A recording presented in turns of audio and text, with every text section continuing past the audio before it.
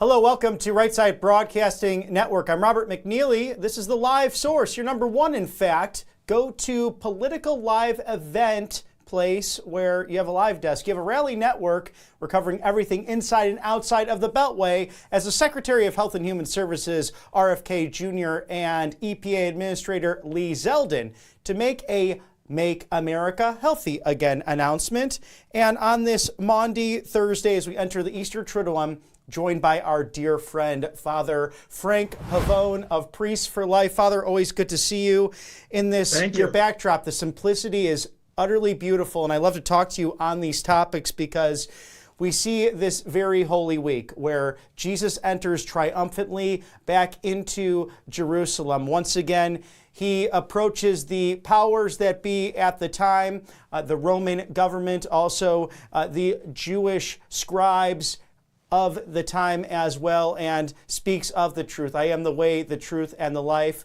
and enters into his final mission on this Maundy Thursday, where the washing of the feet takes place and the Last Supper and the institution of the holy priesthood. Yes, indeed. These are the holiest days of the year, and the world needs them more than ever because with the attacks that we constantly see on truth, we need the one who said, "I am the truth," to show his power. He allows himself to be crucified. Remember, we have to remember Jesus said, "Nobody takes my life from me. I lay it down freely." And then he said, "I have the power to lay it down and the power to take it up again." Well, Sunday, we're going to see the power to take it up again as the resurrection. But what's the power to lay it down? That's the power of love. And this is what then teaches all of us the key lesson in life, that no matter what our calling is, whether we're called to be single or married, whether we're called to be clergy or whatever profession we have, at the core of it is we're giving ourselves away in love to serve others, to help others. And this is the victory of love that we're celebrating during these days, the victory of truth. He's crucified because not only because of what he did, but because of what he said.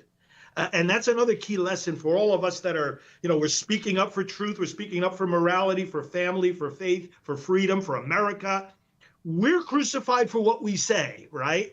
So was Jesus. But these days, let's take hold of the fact that as we engage in all the different battles that we are in together in 2026, that in Jesus Christ, we already have a victory. I always tell in my arena of work, the pro-life activists, I say, we're not just working for victory, we're working from victory. Victory's our starting point because Christ has died and is risen again.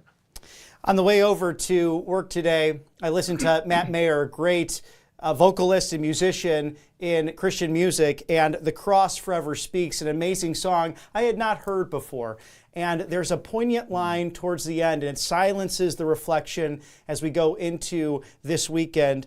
They may silence me, but the cross forever speaks. And this Roman instrument was made to intimidate. It was made to reveal the first relativist, if you will, in Pontius Pilate. What is truth, as he asks our Lord and Savior? And we know, as you poignantly said there, Father, that our sins, our shortcomings put Jesus there on the cross. It's his sanctification that at 3 o'clock come Friday, that veil opens up and the temple torn in two, so that man, humanity, and the spiritual essence of heaven, his kingdom, can become one. So us mere mortals can have that access. It made me reflect upon Charlie Kirk's life and the amazing people who have had that testimony of faith. Also, St. Francis.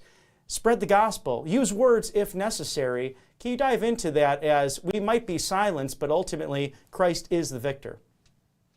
Yes, exactly. And he's showing us the meaning of that victory, of that love, of that example. And that's the other thing to take away from these holy days. When we go to church in these days, we're not just grieving with Jesus because he died or rejoicing at the fact that he rose.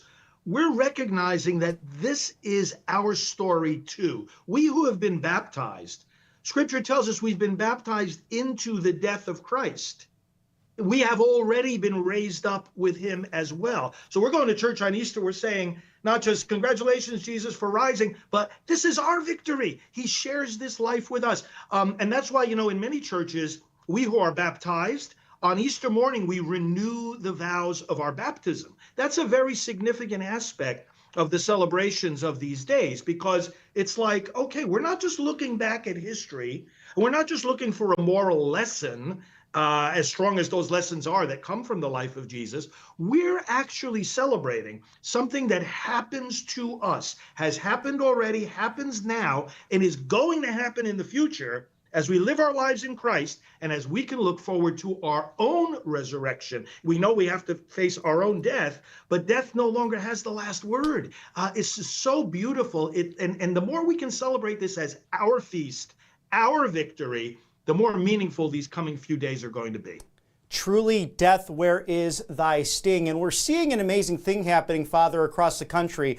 Right here in the Archdiocese of Mobile, Alabama, Auburn itself, 70 students coming into the Catholic Church this weekend. And that's a remarkable number, because that could be a number throughout any archdiocese, any diocese in the country, but we're seeing it at one church here at St. Michael in Auburn, Alabama. My alma mater, the University of Illinois, under the directorship of Sean Reeves, doing amazing evangelization. 131 students coming into the Diocese of Peoria, Illinois, at the St. John's Catholic Newman Center there at the University of Illinois at Urbana-Champaign. What is this phenomenon, whether Catholic, Protestant, Orthodox, or otherwise, people returning to Bible-based churches and building in that community? You know, I don't think it's an exaggeration to say that when we look back at this time in American history, we're going to say it was another great awakening.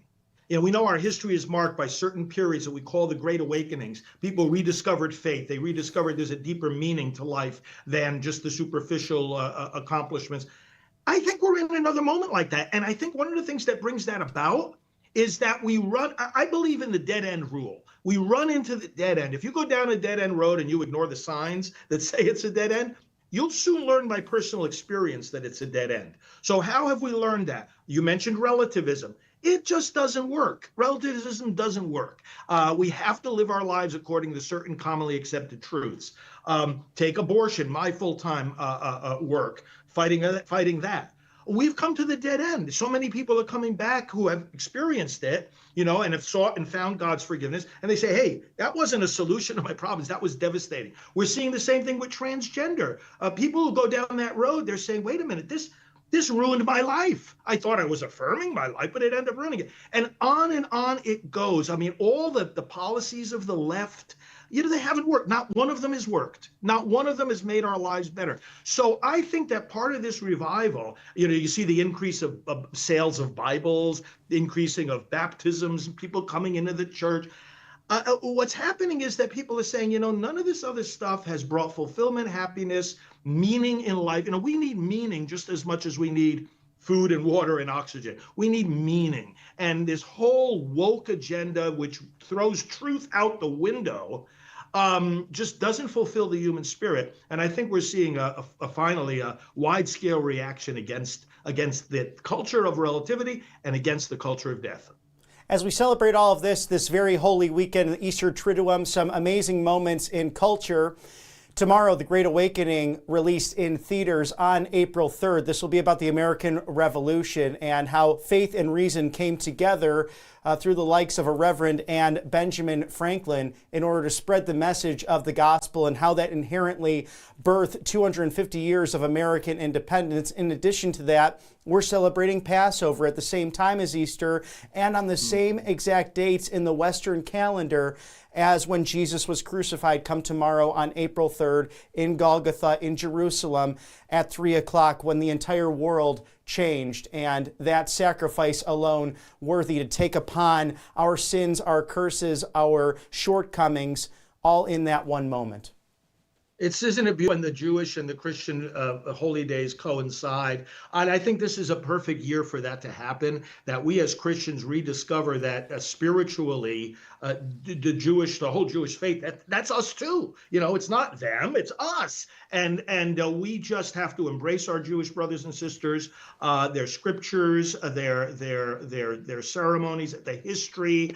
It's all part of Christianity. And the other thing too is that we're in the America's his 250th birthday year. And it's so appropriate that all this is happening now, because I think, too, part of this great awakening is the fact that on the level of government policy, whether it's what's coming from the courts, from the White House, from Congress, we have more religious freedom. Religious freedom is in a more robust and protected state right now than it has ever been. It might be hard for us to process that because we've been through several decades of a real attempt to suppress religious freedom, but that's coming to an end. That suppression is really coming to an end. We've turned some serious corners, both with court decisions and legislation and executive action, and it's now like this is the moment for the gospel and the events of these days to really be proclaimed from the rooftops more than ever before. And it's a joy to speak with you all, always, but especially on today, April 2nd, 21 years ago, that giant. We go back to John Paul II, the great saint and pope, who passing away from this life into the next 21 years ago today, who did just that, fought for religious freedom, understood persecution, saw it in Poland under the Nazi regime, and inspired the world. Some thoughts and reflection on his legacy as we move forward as a church and as a sovereign society committed to the rule of law and religious liberty.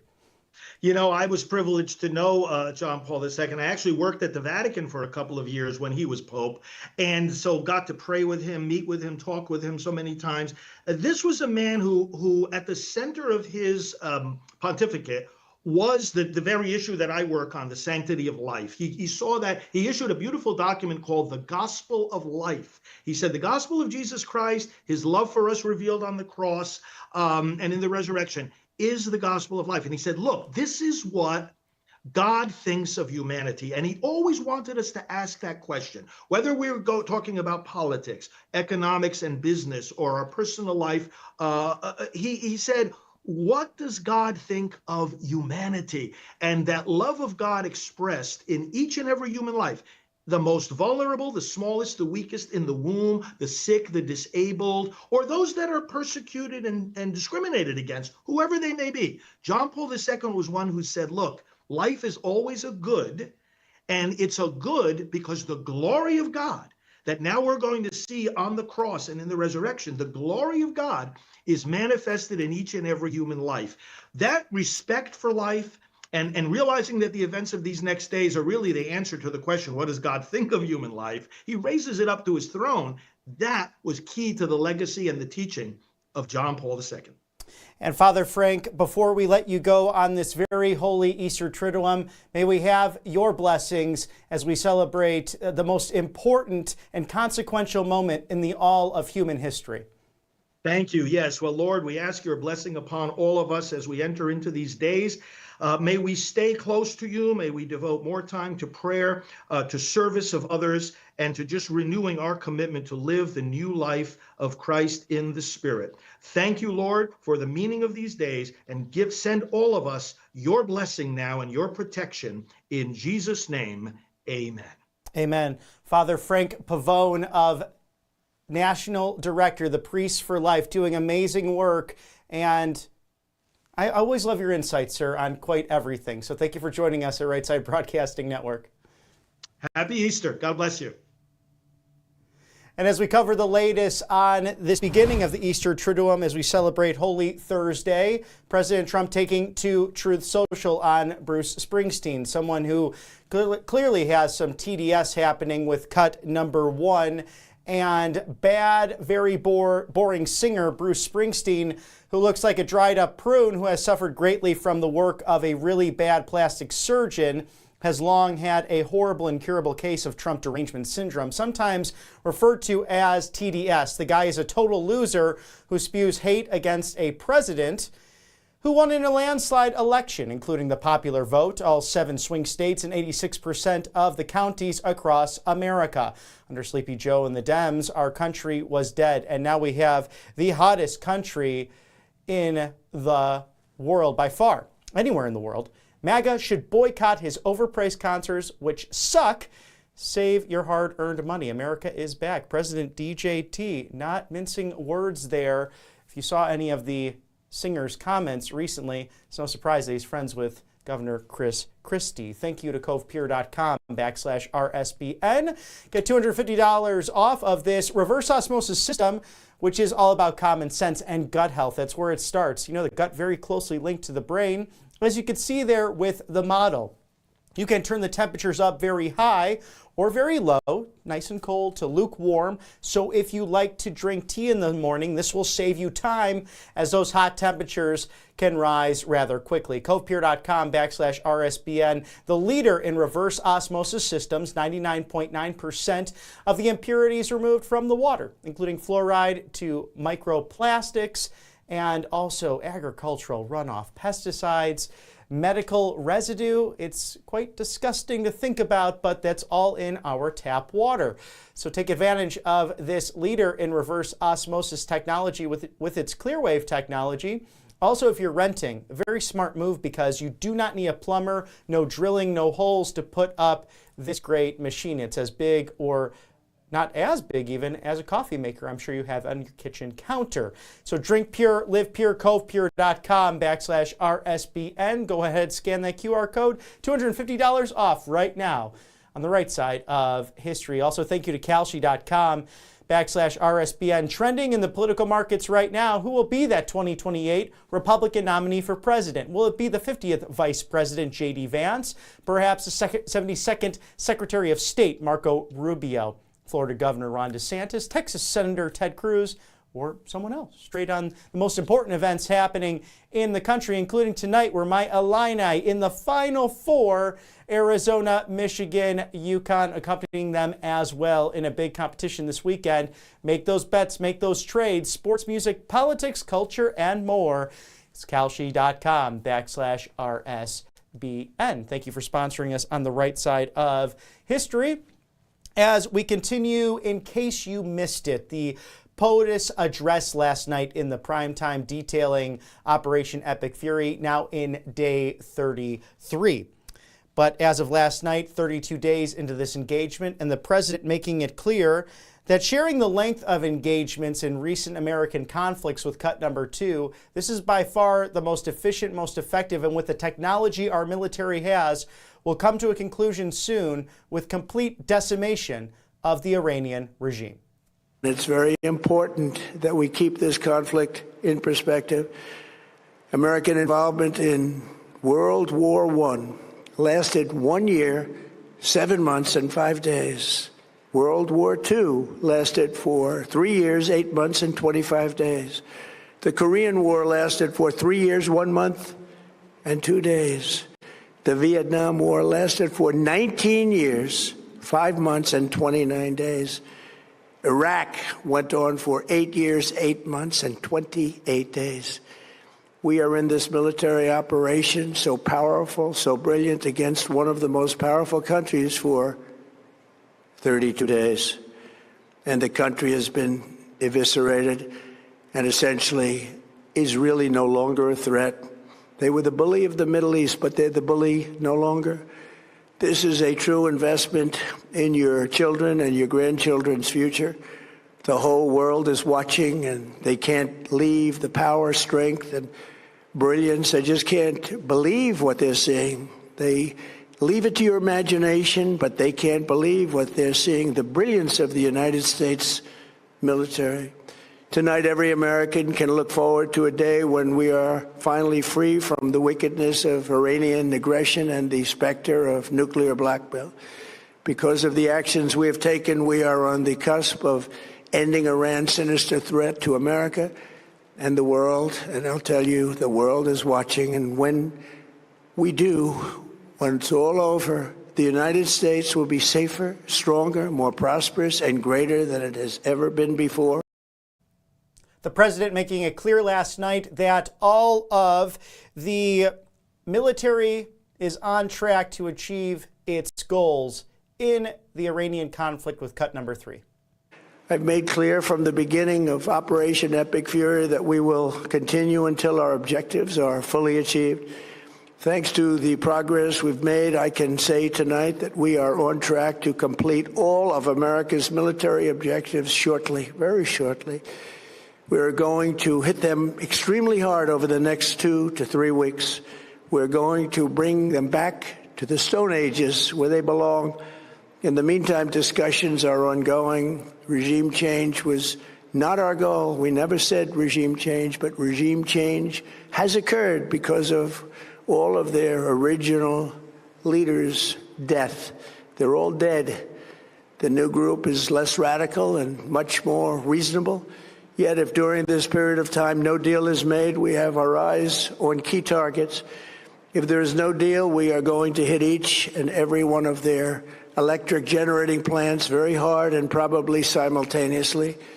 We have not hit their oil, even though that's the easiest target of all, because it would not give them even a small chance of survival or rebuilding. But we could hit it, and it would be gone, and there's not a thing they could do about it. They have no anti-aircraft equipment. Their radar is 100% annihilated. We are unstoppable as a military force. The nuclear sites that we obliterated with the B-2 bombers have been hit so hard that it would take months to get near the nuclear dust, and we have it under intense satellite surveillance and control. If we see them make a move, even a move for it, we'll hit them with missiles very hard again. We have all the cards. They have fuel and gas on the mind of the American consumer and really around the world, as the Strait of Hormuz provides 20% of the world's oil, namely 80% of that for Asia, around 18 or so percent for Europe. And again, Europe and our NATO allies, they are within the range. London, England, only 4,000 kilometers from Iran, can be fired upon with their ballistics. And we've seen how Iran has taken on embassies and targeting hotels and civilians, especially in the United Arab Emirates and in Tel Aviv as Passover has begun. A sad and barbaric truth that this regime does not care for the whole of humanity. But President Trump detailing the fuel and what will happen in the coming days. The United States imports almost no oil through the Hormuz Strait and won't be taking any in the future. We don't need it. We haven't needed it, and we don't need it. We've beaten and completely decimated Iran. They are decimated, both militarily and economically and in every other way. And the countries of the world that do receive oil through the Hormuz Strait must take care of that passage. They must cherish it. They must grab it and cherish it. They can do it easily. We will be helpful, but they should take the lead in protecting the oil that they so desperately depend on. So to those countries that can't get fuel, many of which refuse to get involved in the decapitation of Iran, we had to do it ourselves. I have a suggestion. Number one, buy oil from the United States of America. We have plenty. We have so much. And number two, build up some delayed courage. Should have done it before. Should have done it with us, as we asked. Go to the Strait and just take it, protect it, use it for yourselves. Iran has been essentially decimated. The hard part is done, so it should be easy. And in any event, when this conflict is over, the Strait will open up naturally. It'll just open up naturally. They're going to want to be able to sell oil because that's all they have to try and rebuild. It will resume the flowing, and the gas prices will rapidly come back down. Stock prices will rapidly go back up. They haven't come down very much, frankly. They came down a little bit, but they've had some very good days over the last couple of days. We've done actually much better than I thought, but we had to take that little journey to Iran to get rid of this horrible threat. With our historic tax cuts, where people are just now talking about receiving larger refunds than they ever thought possible, they are getting so much more money than they thought. That's from the great, big, beautiful bill. Our economy is strong and improving by the day, and it will soon be roaring back like never before. Most Americans do prepare seriously, whether it's home preparations to safety or even financial security, but sometimes healthcare goes to the wayside. That's where All Family Pharmacy comes in.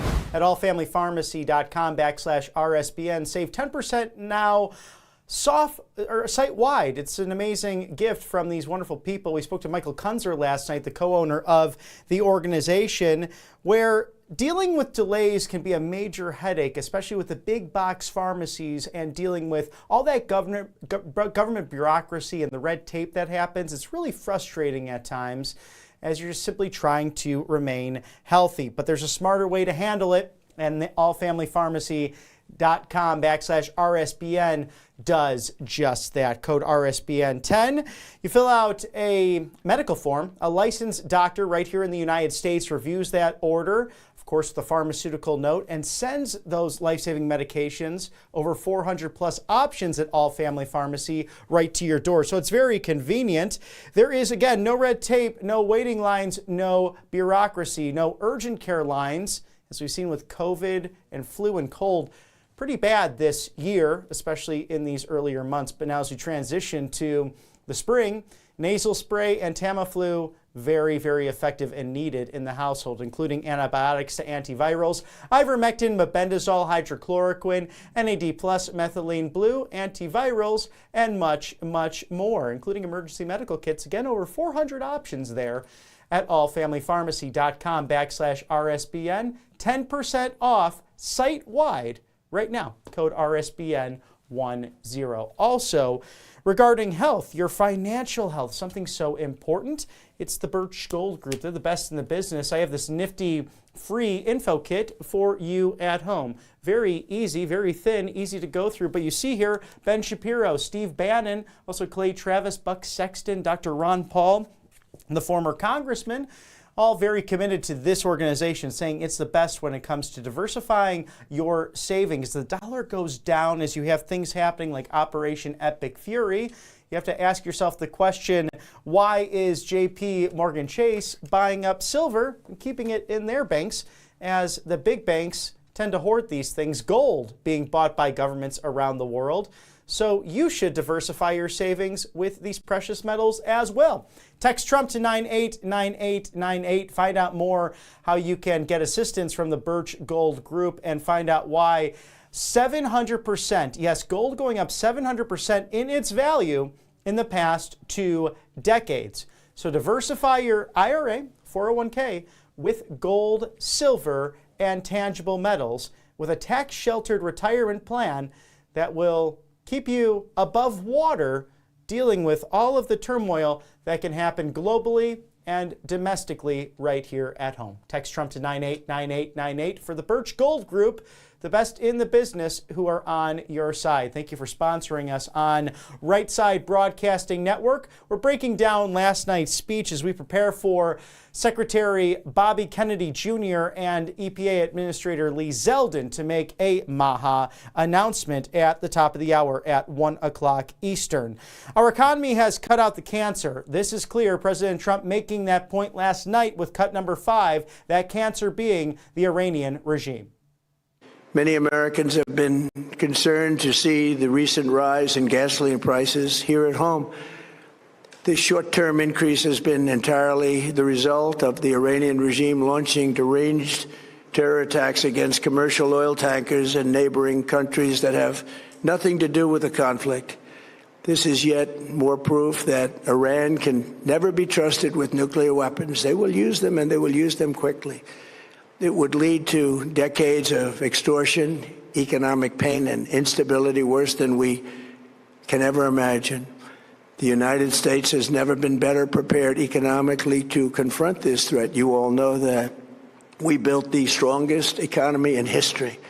We're going through it right now, the strongest in history. In 1 year, we've taken a dead and crippled country. I hate to say that, but we were a dead and crippled country after the last administration and made it the hottest country anywhere in the world by far, with no inflation, record-setting investments coming into the United States, over $18 trillion, and the highest stock market ever, with 53 all-time record highs in just 1 year.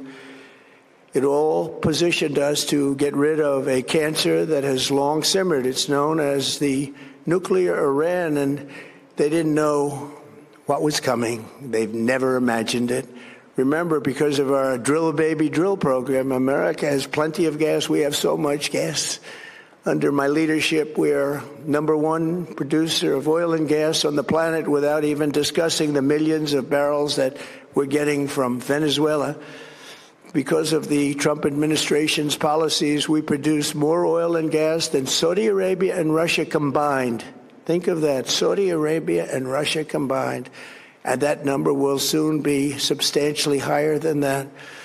There's no country like us anywhere in the world, and we're in great shape for the future.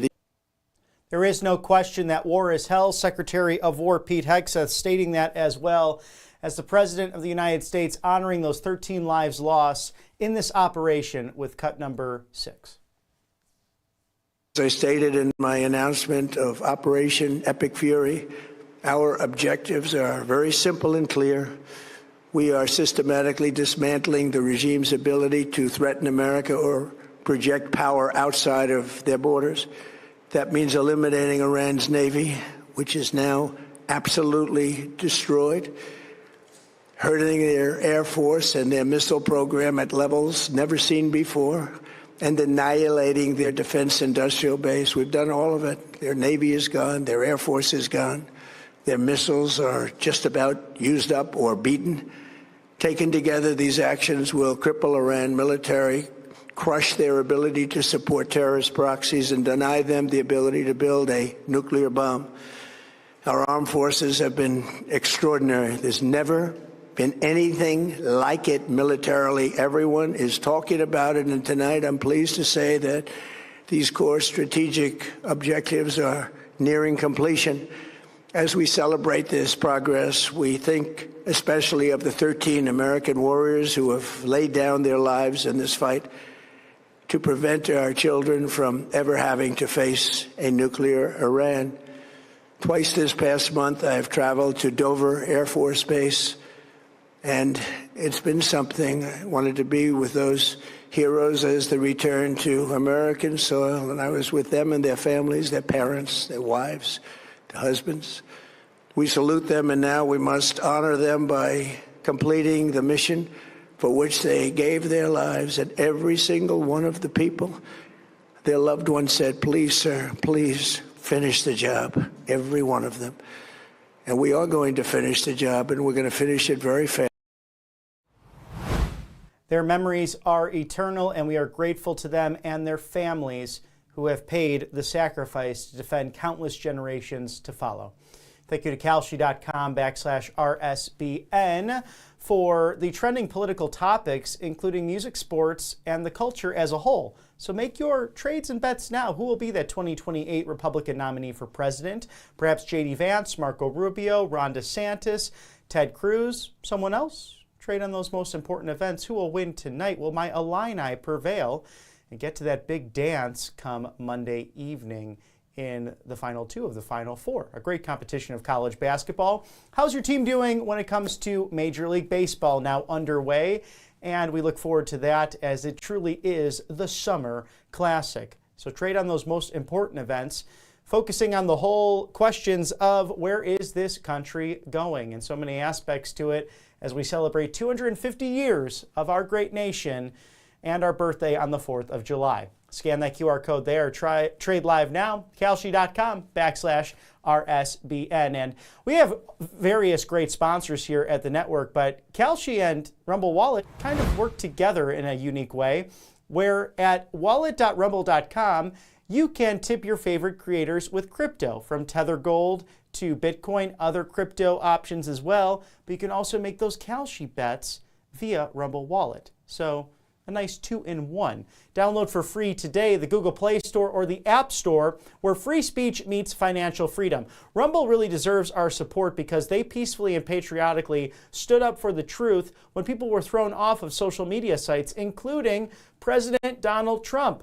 Not so long ago, during those COVID years, if you remember, towards the end of the first term, off of Facebook, off of X, which was then Twitter, and before Elon Musk made that historic purchase.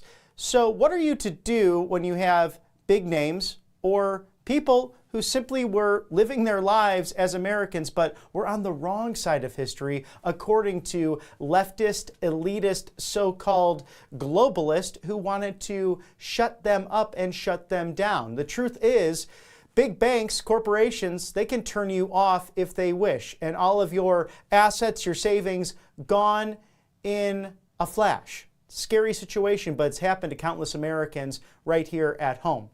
Rumble Wallet responding to that, not only putting people back online to speak their piece and protect that First Amendment, but to protect those assets and those savings you worked hard for.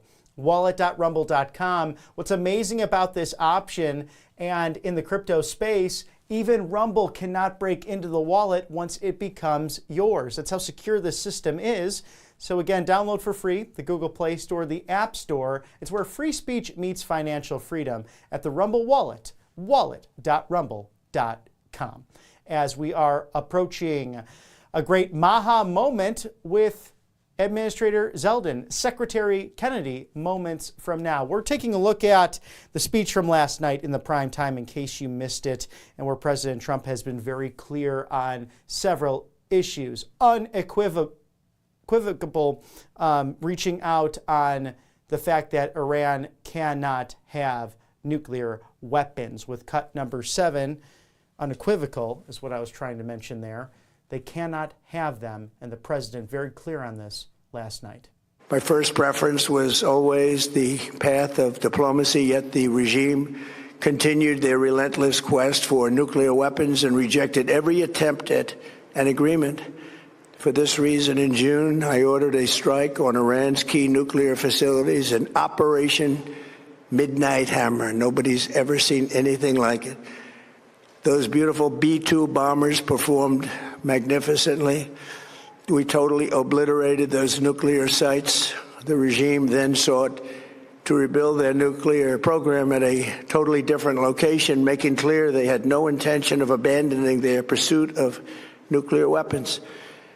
They were also rapidly building a vast stockpile of conventional ballistic missiles and would soon have had missiles that could reach the American homeland, Europe, and virtually any other place on Earth. Iran's strategy was so obvious. They wanted to produce as many missiles as possible, and they did, with the longest range possible, and they had some weapons that nobody believed they had. We just learned that out. We took them out. We took them all out so that no one would really dare stop them. And their race for a nuclear bomb, a nuclear weapon like nobody's ever seen before. They were right at the doorstep. For years, everyone has said that Iran cannot have nuclear weapons, but in the end, those are just words if you're not willing to take action when the time comes. The president reminding us last night that diplomacy always that first track in cut number 8. But as we saw, there was an imminent threat as he's spoken to over the course of the last 5 weeks. My first preference was always the path of diplomacy, yet the regime continued their relentless quest for nuclear weapons and rejected every attempt at an agreement. For this reason, in June, I ordered a strike on Iran's key nuclear facilities, an Operation Midnight Hammer. Nobody's ever seen anything like it. Those beautiful B-2 bombers performed magnificently. We totally obliterated those nuclear sites. The regime then sought to rebuild their nuclear program at a totally different location, making clear they had no intention of abandoning their pursuit of nuclear weapons. They were also rapidly building a vast stockpile of conventional ballistic missiles and would soon have had missiles that could reach the American homeland, Europe, and virtually any other place on Earth. Iran's strategy was so obvious. They wanted to produce as many missiles as possible, and they did, with the longest range possible, and they had some weapons that nobody believed they had. We just learned that out. We took them out. We took them all out so that no one would really dare stop them. And their race for a nuclear bomb, a nuclear weapon like nobody's ever seen before. They were right at the doorstep. For years, everyone has said that Iran cannot have nuclear weapons, but in the end, those are just words if you're not willing to take action when the time comes.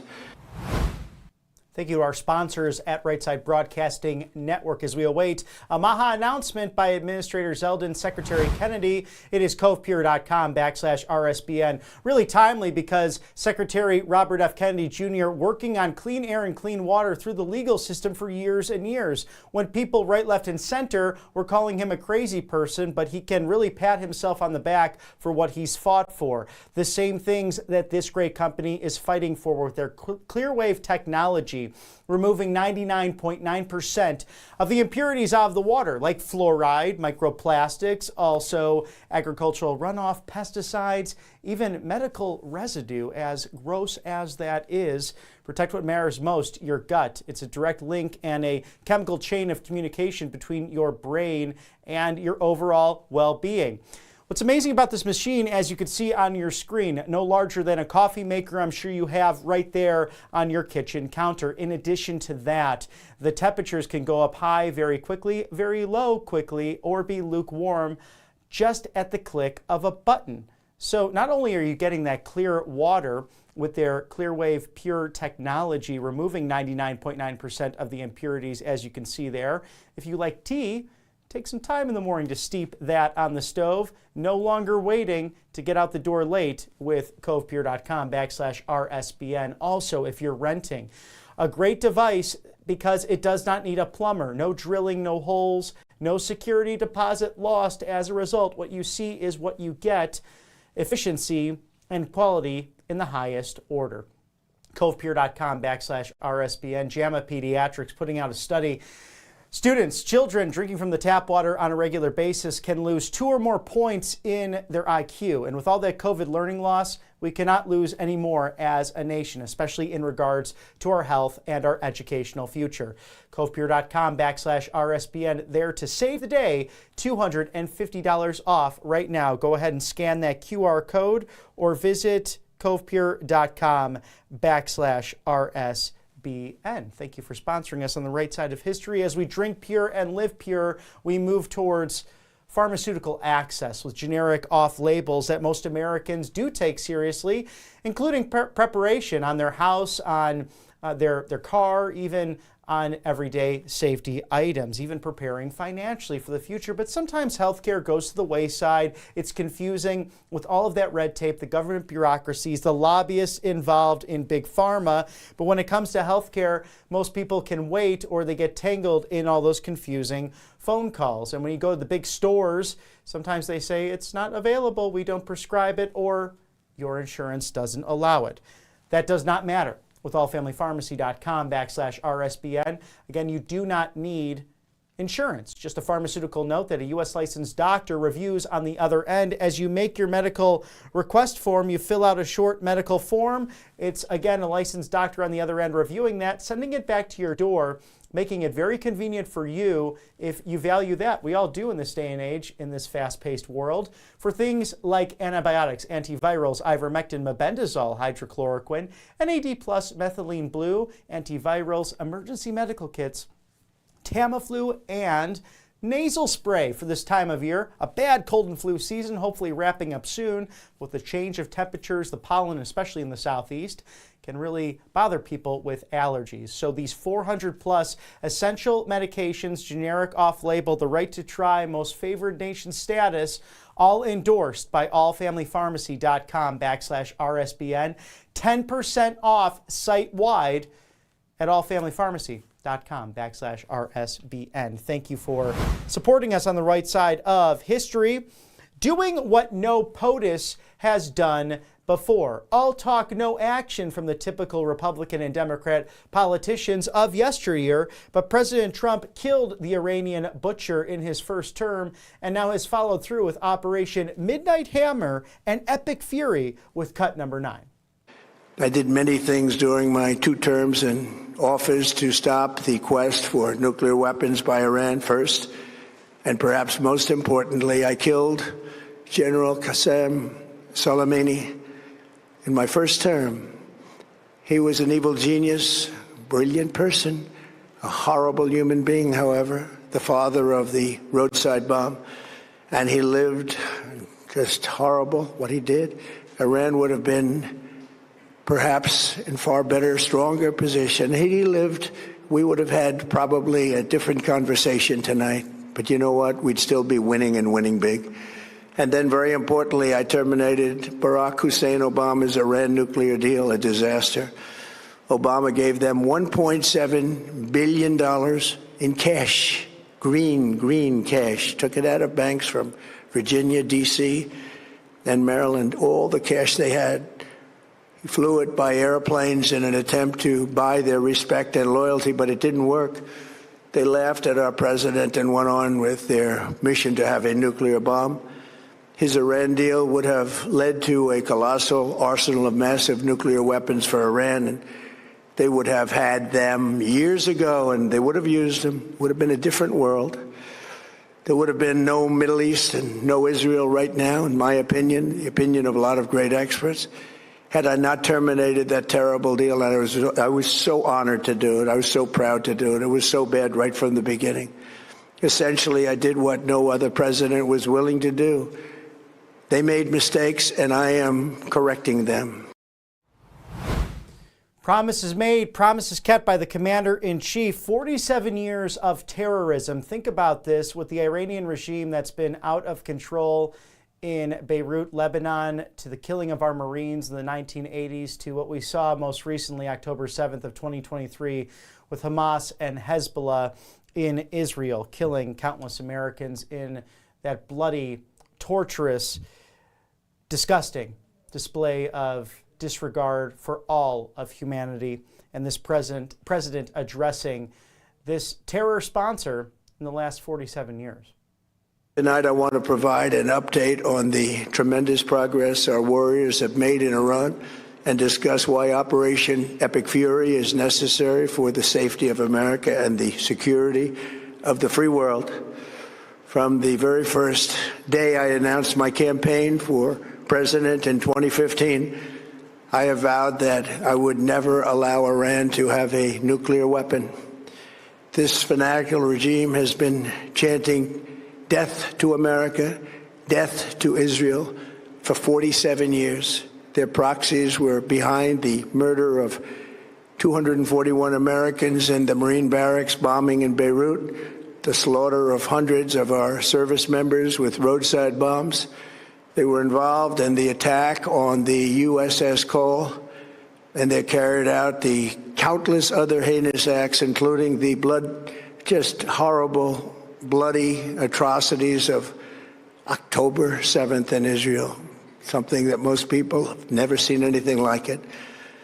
This murderous regime also recently killed 45,000 of their own people who were protesting in Iran. 45,000 dead.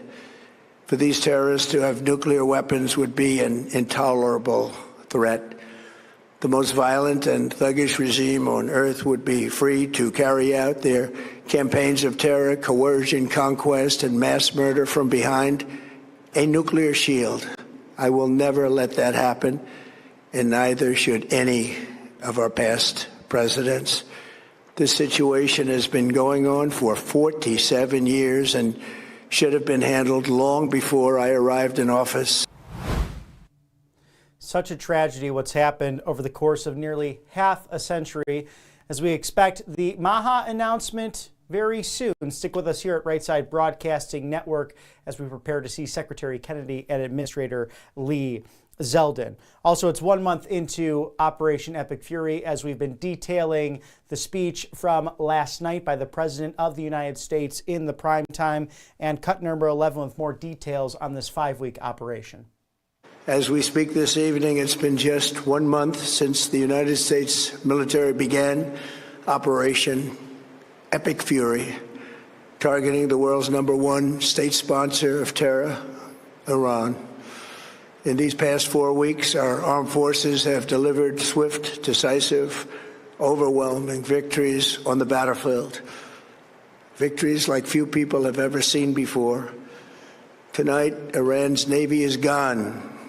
Their Air Force is in ruins. Their leaders, most of them terrorist regime they led, are now dead. Their command and control of the Islamic Revolutionary Guard Corps is being decimated as we speak. Their ability to launch missiles and drones is dramatically curtailed, and their weapons, factories, and rocket launchers are being blown to pieces. Very few of them left. Never in the history of warfare has an enemy suffered such clear and devastating large-scale losses in a matter of weeks. Our enemies are losing in America, as it has been for 5 years under my presidency, is winning, and now winning bigger than ever before. Thank you to our sponsors at Right Side Broadcasting Network. Rumble Wallet, wallet.rumble.com is where you can go to tip your favorite creators, including right here at Right Side Broadcasting Network with things like Tether Gold to Bitcoin, other crypto options. Download for free, Google Play or the App Store. Free speech meaning financial freedom. And the Rumble Wallet is quite unique because this company really deserves our loyalty and support for the way they peacefully and patriotically fought for countless people to get back online, including President Donald Trump when he was thrown off of Facebook and Twitter way back when. But this includes also your bank accounts, the big corporate groups that you might have to deal with in your daily lives that have literally turned people off for the wrong opinion. We've seen this story and this narrative in the last decade, if not longer, especially with the advancement of technology. Rumble Wallet there to protect you. What's amazing about this too, as you protect your retirement, your savings, and everything you worked hard for through the Rumble Wallet at wallet.rumble.com, Rumble itself cannot break into the wallet. Once it's yours for you and your family as you wish. So it's the height of online security, meeting free speech, and that financial freedom. Also, again, the opportunity to tip your favorite creators with crypto. Thank you to Rumble Wallet and the great partnership we have here at Right Side Broadcasting Network. Get today on the Google Play Store or the App Store. Also, Rumble Wallet can help you trade and make bets on kalshi.com/RSBN. On the trending political markets right now, the biggest question, who will be that 2028 Republican nominee for president? Will it be the vice president, the secretary of state, the governor of Florida, perhaps a Texas senator, or another neocon or two who might try to make their way back into Republican ranks? Although this has now become the big MAHA big tent party as we trade on the most important events, including the Final Four. Illinois, Yukon, Michigan, Arizona, going to be a star-studded finish this Easter weekend, and baseball back on the diamond for us to enjoy this spring, leading into what's sure to be an amazing summer, 250 years celebrating our birthday on the 4th of July. Trade on those most important events. Make those bets on culture, music, sports, and of course, politics right there at kalshi.com/RSBN. As we cover the latest from the Trump White House, we are joined by a dear friend of ours here at the network, Pastor Brad Brandon, CEO of Across Nigeria. A very happy Easter weekend to you, Pastor, as sadly we've seen some stories, not only in the Holy Land where the Archbishop could not celebrate Palm Sunday because of the turmoil in the Middle East, but right there where you're focused in your vocation and service to the people of Nigeria, more attacks from Boko Haram and terrorist attacks upon those faithful in that beautiful country. Yeah, absolutely. Just on Palm Sunday, there were, right now the number is 28 killed and about 100 wounded. The week before that, we had an attack in Maiduguri, where we have an extensive network of operations there.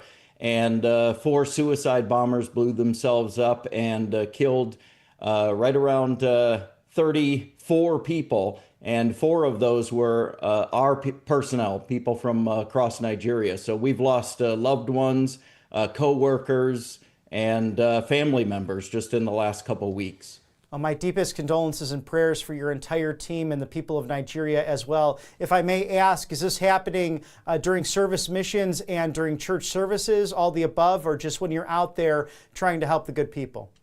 It seems to be predominantly happening when the people are just out and about in crowded areas. There haven't been, as far as I know, so far this holiday season, any targeted during church services, although that has historically happened. Last year, there were 170 Christians that were killed in northern Nigeria during Holy Week. A lot of them were in the midst of their worship service when that happened.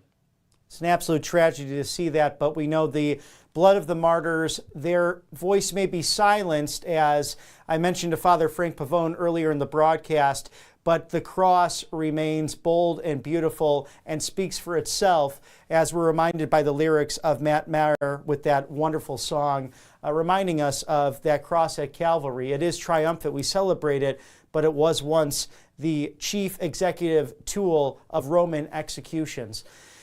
Pastor, how do we reflect on this as Americans, looking not only domestically as we celebrate what is the road to Calvary, but also for our brothers and sisters across the world, especially in Africa? Well, I think number one is for the American church to be praying for those who are being persecuted in northern Nigeria and around the world. Persecution is increasing worldwide. We see that manifesting itself in northern Nigeria, particularly right now. I think the number one thing is prayer. We believe it across Nigeria that the ultimate solution to all of these problems is the gospel of Jesus Christ. So we often ask not only for people to pray for those who are being persecuted, but also to pray that God would open the hearts of those who are doing the persecuting. We're seeing a lot of former radical Muslims come to faith in Christ by our efforts of preaching the gospel. And there's no institution that can open somebody's spiritual heart. There's no government that can do that. But the Bible teaches us and makes it very clear that God can open the heart of people, the hearts of people. And so we ask our followers, anyone who supports us, to pray for that end. Pray for the persecuted and pray for the persecutors. And where can the good viewers here at Right Side Broadcasting Network support across Nigeria? They can go to acrossnigeria.org. They can follow our newsletters and email updates that will help keep them up to date on everything from what's going on in Nigeria to prayers that we need, things that they can be praying for, and then also they can give financially on our website at acrossnigeria.org. And as we celebrate the Easter weekend, entering the Triduum, may we have your pastoral blessings, Pastor Brad Brandon, CEO of Across Nigeria. Absolutely. Father, thank you for this day. Thank you for this celebration. Thank you for the power of your resurrection that has victory over death and sin and hell. And Father, we ask that you would protect those who are being persecuted in northern Nigeria and around the world. And we also ask that you would open the hearts of those who are doing the persecuting. Draw them to the gospel of your Son, Jesus Christ. We pray this in Jesus' name. Amen. Amen. Thank you, Pastor Brad. A very happy Easter to you, as we will not forget, and we'll be right there with you in solidarity and prayer and support as well for Across Nigeria. Thank you very much. Getting back stateside now, we have the MAHA announcement expected very soon from Secretary Robert F. Kennedy Jr., also EPA Administrator Lee Zeldin. We'll take you there live at the top of the hour. In the meantime, as well, we are covering the news of the day and wishing you abundant Easter blessings as we prepare for that weekend, that road to Calvary today, this Holy Thursday, Maundy Thursday, as it's otherwise known, where the feet of the apostles, blessed and washed by their own Lord and Savior, Jesus Christ. A very humble moment, and I'm sure for many of you who have seen that in wedding ceremonies to different services throughout the American church, it's always a very moving experience to see the humility in that moment to begin the Last Supper celebrations, that establishment, and of course, pastoral work in the Holy Priesthood. Thank you to our All Family Pharmacy for supporting us here on the right side of history. You know, many people are very organized when it comes to household items, finances, being prepared for any crises, but sometimes healthcare goes to the wayside, and it's all that government bureaucracy, the lobbyists, and the red tape that might be in the way with Big Pharma. But that's not the case with allfamilypharmacy.com/RSBN. 10% off site-wide at allfamilypharmacy.com, again, /RSBN. 400 plus essential medications available for you with code RSBN10, from ivermectin to mebendazole. Also NAD+, hydrochloroquine, methylene blue, to antibiotics, antivirals, Tamiflu, nasal spray, and emergency medical kits, off-label, generic, affordable. All you need is a pharmaceutical note filled out by a U.S. licensed doctor on the other end. They get that right back to your door, so it's uber convenient.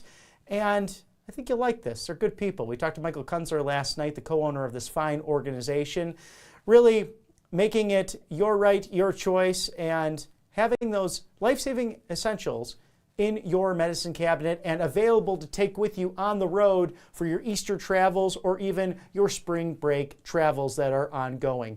allfamilypharmacy.com/RSBN. No red tape, no bureaucracy, no long lines at urgent care, no last-minute rushes to the doctor, just being prepared ahead of time. No insurance necessary. It's common sense. allfamilypharmacy.com/RSBN.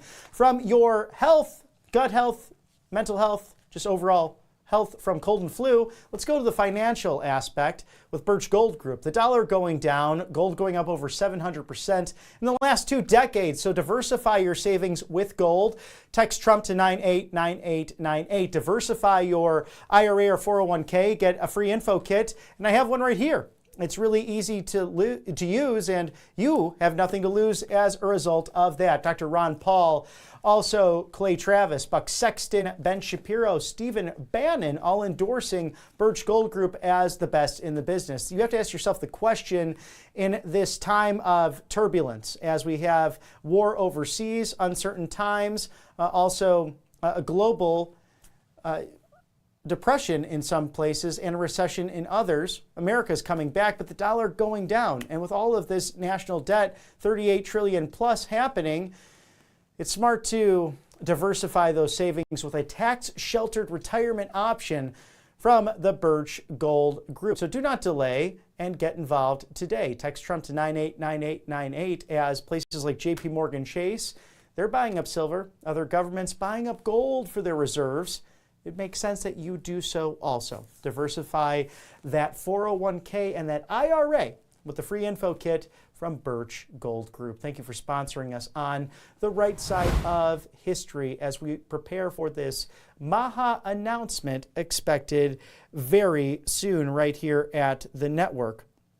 And if you're just joining into Right Side Broadcasting Network, be sure to write in if you wish to opine. Feedback at rsbn.tv. Yes, feedback at rsbn.tv, as we love to hear from our viewers. The good, the bad, the ugly, whatever you like to talk about. We like to read it and hear about it, especially if it's a story in your neck of the woods. Although we cover the president, the vice president, the first and second ladies, the 119th Congress, the administration as a whole, the government you put into place back in November of 2024, we want to see how everything inside of the Beltway is affecting the rest of the country, what I like to call real America outside of the federal city. As we are very proud of Artemis too. So is the president in cut number 12, congratulating this team that is en route to the moon. My fellow Americans, good evening. Let me begin by congratulating the team at NASA and our brave astronauts on the successful launch of Artemis 2. It was quite something.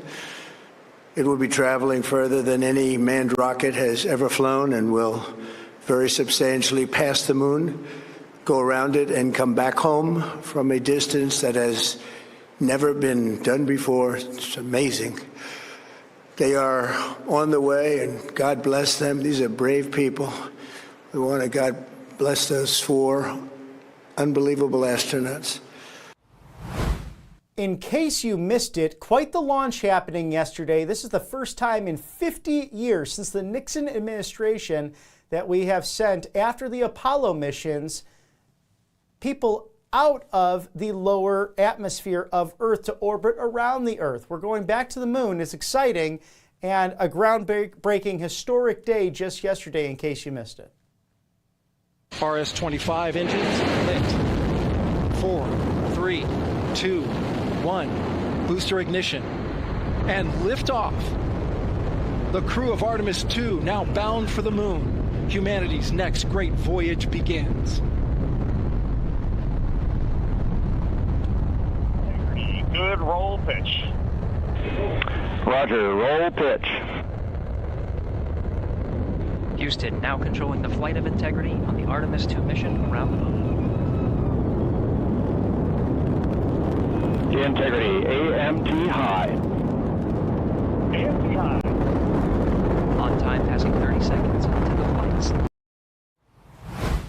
Who needs low Earth orbit when you could go to the moon, set up a moon base in the future, and then prepare to go to Mars? This is for humanity, for all, by all. An amazing thing to see as the crew of the Americas up there, 3 Americans, 1 Canadian, en route to see the dark side of the moon, something most humans will never get to see with their own 2 eyes. As POTUS reflects on the meaning of this celebration this weekend with Passover and Easter, with an Easter luncheon just yesterday, and his Religious Liberty Commission committed to the celebrations that will take place on this very holy of holy seasons. On Good Friday, the Son of God was nailed to the cross, crucified, and he died for all of us. It was a day of darkness, but it wasn't the end. By any means, it was not the end. On Easter Sunday, the stone was rolled away and the grave was empty. Christians everywhere rejoiced, and we continue to rejoice. Easter is one of the incredible days. It was the miracle in all of history, the resurrection of Jesus Christ. It was one of the great, it was the great miracle, I guess, right? He told his followers, I am with you always, even to the end of the age, because of the events of Holy Week 20 centuries ago. People from every nation, language, and background can take on any difficulty, press through any trial, and endure any hardship. With Christ, not one thing can separate humanity from the powers of God's everlasting love. Across the generations, what happened on Easter has inspired his followers to love one another, to forgive, to do works of charity, and build the beautiful churches. And we have some of the most beautiful buildings in the world. To me, churches, I love great architecture, and we have some of the most beautiful churches. Christians have opened schools, ministries, and hospitals on every continent to teach care and heal those in need, and they do it with love, and they do it with great affection.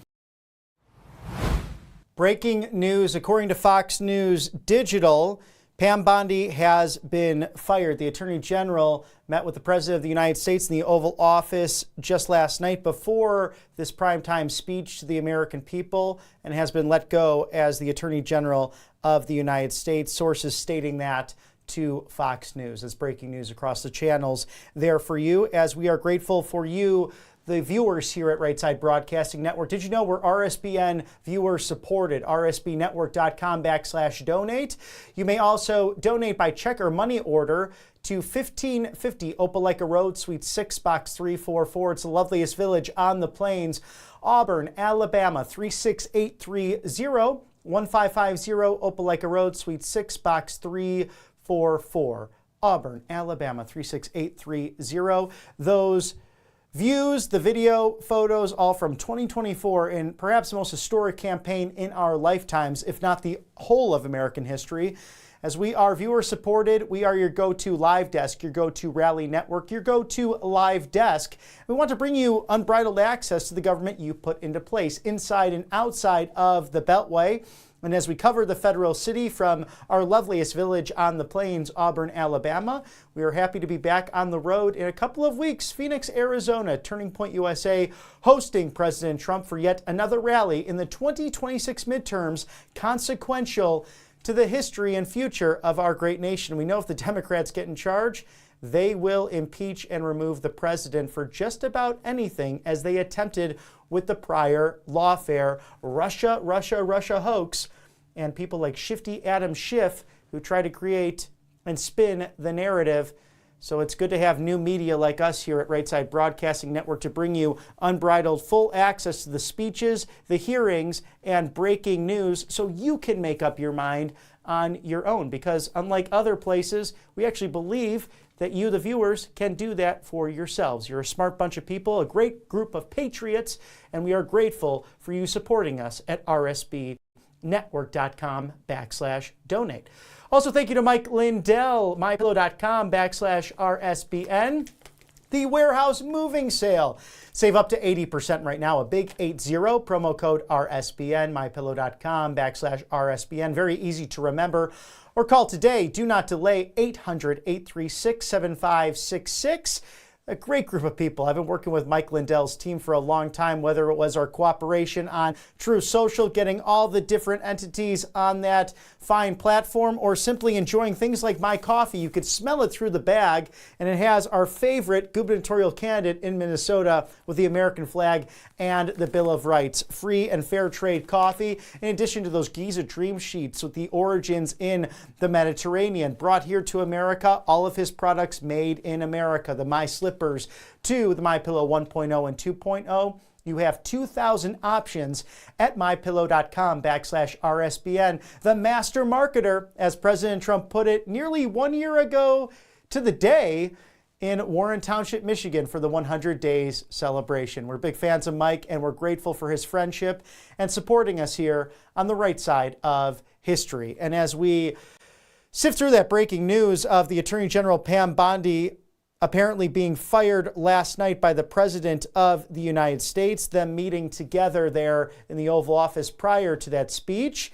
as breaking news across the channels, we are awaiting the MAHA event today with Secretary Kennedy and also Administrator Lee Zeldin. So stay tuned for that as we go to number 15, and the Somali fraud in Minnesota. Big deal, as we've uncovered $19 billion, if not more, that has been lost to waste, fraud, and abuse with a very corrupt government up in Minnesota. How about in Minnesota? They come from Somalia, but they come from all over. They're all crooked in Minnesota. The governor's crooked. The attorney general's a crook. He's a thief. Terrible guy. All stupid, crooked people. And they came in from, in this case, Somalia is just terrible. A lot of people say it's the worst country anywhere in the world. They have no money, no nothing. They have no government. They have no police. They just shoot each other all day long. It's just pure bedlam. Probably the worst, most dangerous country. We have some beauties. They go to Minnesota, and they stole $19 billion. $19 billion. And they're low IQ. Generally, I mean, I can generalize. They're low IQ people. They're bad people. They have 94% unemployment. In other words, they don't want to work. You know, get a lot of jobs available, right, with the economy. They don't want to work. Why would they work? And they sold more Mercedes-Benzes than any state in the union, because they come here with no money, and they go out, they love a Mercedes-Benz, and they go out and buy Mercedes-Benzes. And I think you're going to get to the bottom of it real easy, and every one of them should be. And Ilhan Omar, who married her husband, married her brother became her husband. When she has to check a book, she says, any brothers? One. Any husband? One. She checks 2 people. So on top of everything else, she gets a double income tax cut. She's a stone cold crook, and everybody knows it. And the papers, they have one paper out in particular. The guy made a living writing about her, and I spoke to him. He said, but nobody does anything about it, sir. All you have to do is get his writings from the Indianapolis Star or whatever paper he works for. You don't even have to do anything. This guy spent 10 years investigating that crook. And you got to do something about it, or our people are going to get they're already upset. Takes too long. So, JD, you go do it. And Russell, you better do it. With the Somali fraud, President Trump at that Easter luncheon also detailing his disapproval of NATO, their absence, and quite frankly, we don't need them. They're obsolete now. And it's remarkable. When America needs Europe, it's not reciprocated after we've helped them win 2 world wars, also the Marshall Plan to Ukraine and funding all of that. during the sleepy Otto Penn administration. Even Kevin McCarthy, the former Republican Speaker of the House, remember, I wear an American flag lapel pin. He would wear a Ukrainian flag. Why was that? You have to ask yourself that, and citizen journalists around the country are doing just that. But even with all of that support, Europe said, oh, this is not our battle, this is not our war, even though those ballistic missiles can reach their major cities. And President Trump, with Cut 16, making clear his stance. We're in Iran, we're sort of pretty much winding that up. Have to take a few more hits. We want to make sure we don't ever have them allow them to have a nuclear weapon, because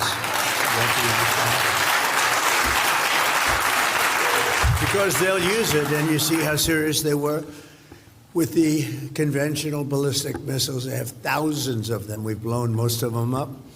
You notice every week it gets a little less at us and at our allies. We've had some very good allies over there. We've had some very bad allies in NATO.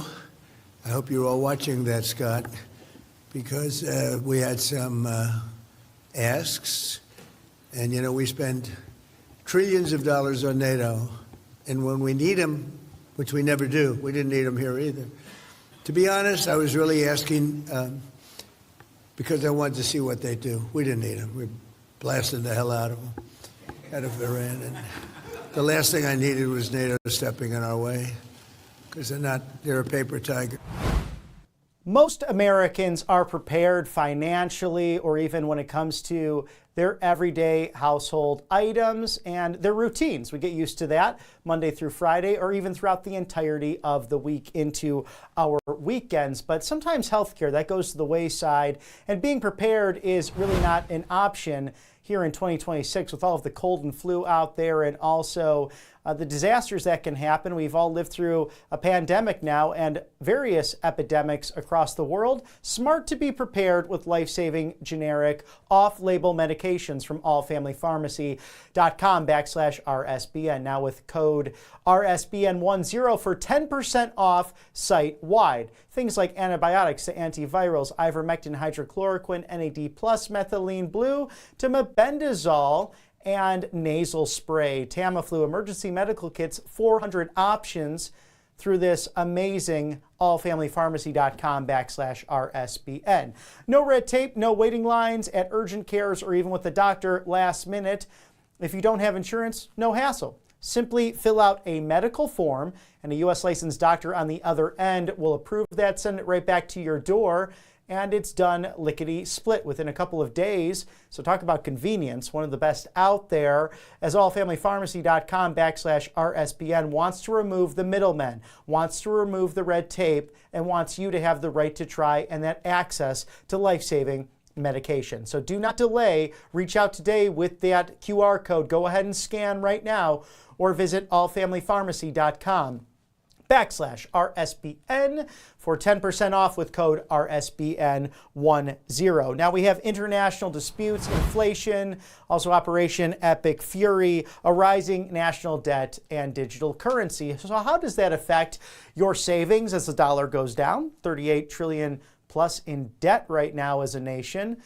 But gold going up over 700% in the last 2 decades. There's a never-ending list as the reasons why it's smart for Americans to diversify in gold, silver, tangible metals with the Birch Gold Group to receive a commodity unlike any other for a tax-sheltered IRA or 401k account with the free gold guide. And I have it right here. I meander myself, look at where it can help my own finances and savings.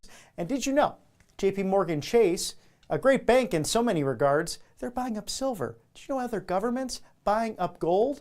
And I can't believe I'm even whispering this to you right now, but that's how serious it is.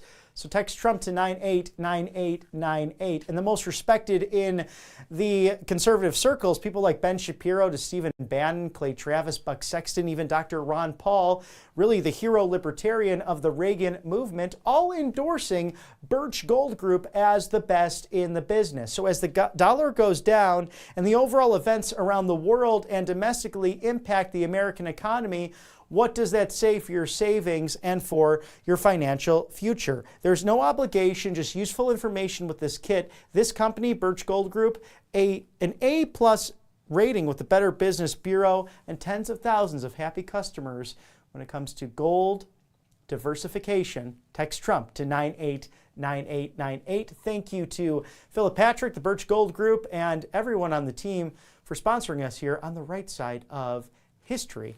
As we await that MAHA event, we're taking you through the week's events and back to yesterday, especially with the president, his comments at the White House on a number of different topics, especially reviewing the objectives. I'm telling you, they need a raise, the communications team over there at the White House, doing an amazing job to reach out to, let's say, the non-political folks out there, because yours truly, perhaps the viewers here, we're very tuned in to politics and what's happening in the culture. But if people get busy, I understand it, especially a great Holy Week like this. Will you be, God willing, spending time with family and friends and reflecting on truly what matters most? Sometimes we backtrack on the day's news because it's overwhelming in this 24/7 news cycle. But for the fans of Seinfeld, including myself, number 17 will help you review the objectives of Operation Epic Fury. All right, let's go over it again one more time. For 47 years, Iran has been killing Americans and attacking Americans across this planet. And other presidents had an opportunity to do something about it. That's right. And they all warned about how Iran was dangerous, but they refused to act. And this president's not someone that's going to refuse to act. Keep going. He defined very clearly on the first night of this operation what the goal was. We were going to destroy Iran's Navy, and that is happening. We were going to destroy their missile launching capabilities. We're well on our way to achieving that goal. We were going to destroy the factories so they couldn't make more missiles and more drones, and that is moving forward. Continue. Every single objective the president clearly laid out on the first night of this operation is being effectuated. The world is going to be a safer and a better place when President Trump's mission here is achieved. It's a perfect plan.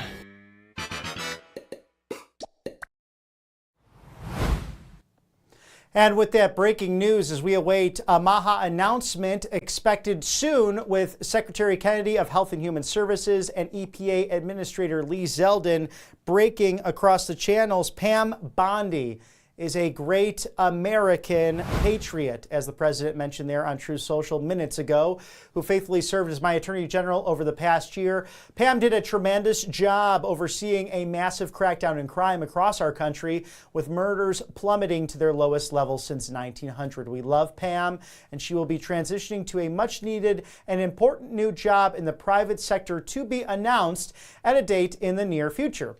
And our Deputy Attorney General, Todd Blanche, that is, a very talented and respected legal mind, will step into serving as the acting Attorney General. Thank you for your attention to this matter, President Donald J. Trump. So big breaking news on this Thursday, April 2nd, 2026, on an overcast day there on this Holy Thursday at the White House, with those two big beautiful American flags there on the North Lawn overlooking Lafayette Park, and in the background the Washington Memorial and the Jefferson Memorial in the distance. I love the Federal City. What is your favorite monument in Washington, D.C.? Please feel free to write to us about that. Feedback at RSBN.TV. Of course, it is the holy season of Passover as well, marking an exodus, the liberation from slavery by God through Moses as he led the ancient Israelites out of Egypt. And President Trump, with cut number 19, has a Passover message for the Jewish community here at home and around the world. To our wonderful Jewish American community and to Jews celebrating in Israel and around the world this week, I want to wish you a very happy Passover. Over 3,000 years ago, the God of Abraham, Isaac, and Jacob delivered the ancient Israelites out of slavery and brought them into the promised land. It was an amazing period of time, just like today we have an amazing period of time. The journey started with faith in God's word, and it ended with a miraculous march through the Red Sea and an astounding exodus out of Egypt. The world has never been the same. This week we recall this ancient proof of God's faithfulness and are reminded that with true faith, eternal hope, and the power of prayer, nothing can stop the people of God. As Jewish families and loved ones gather together for Seder dinner, we ask that God will continue to watch over the Jewish people and that he may continue to preserve and protect the United States of America for generations to come. Our country is doing better than it has ever done. I am very happy to report. Happy Passover. We can do a rapid blitz as we await the upcoming announcement by Lee Zeldin and Robert F. Kennedy Jr. with some judicial appointments the president's making via Truth Social with 20 through 23. I am pleased to nominate John Mark to serve on the United States District Court for the Southern District of Texas as an acting U.S. Attorney for the Southern District of Texas. John has worked tirelessly to help us deport criminal illegal aliens and stop the trafficking of lethal drugs ravaging our communities. Throughout his distinguished career, John has demonstrated that he has the wisdom and courage necessary to enforce the rule of law and protect the great people of our country. I know he will continue to deliver strong results in his new role. Congratulations to John. I am pleased to also nominate Arthur Rob Jones to serve on the United States District Court for the Southern District of Texas. Before becoming Executive Assistant U.S. Attorney for the Southern District of Texas, Rob was a longtime Assistant U.S. Attorney in Laredo. He understands a strong border is a matter of national security and powerfully prosecuted criminal illegal immigrants fighting tirelessly to stop the flow of illicit drugs into our country. And I am confident Rob will continue to put America first in his new role. So congratulations to Rob.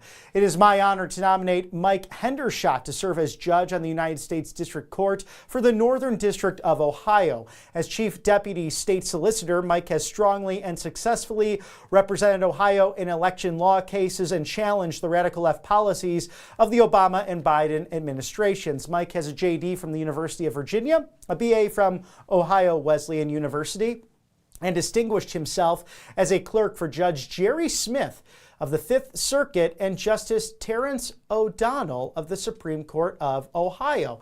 He will be a strong judge for the great state of Ohio, which I love and won big 3 times. Congratulations, Mike.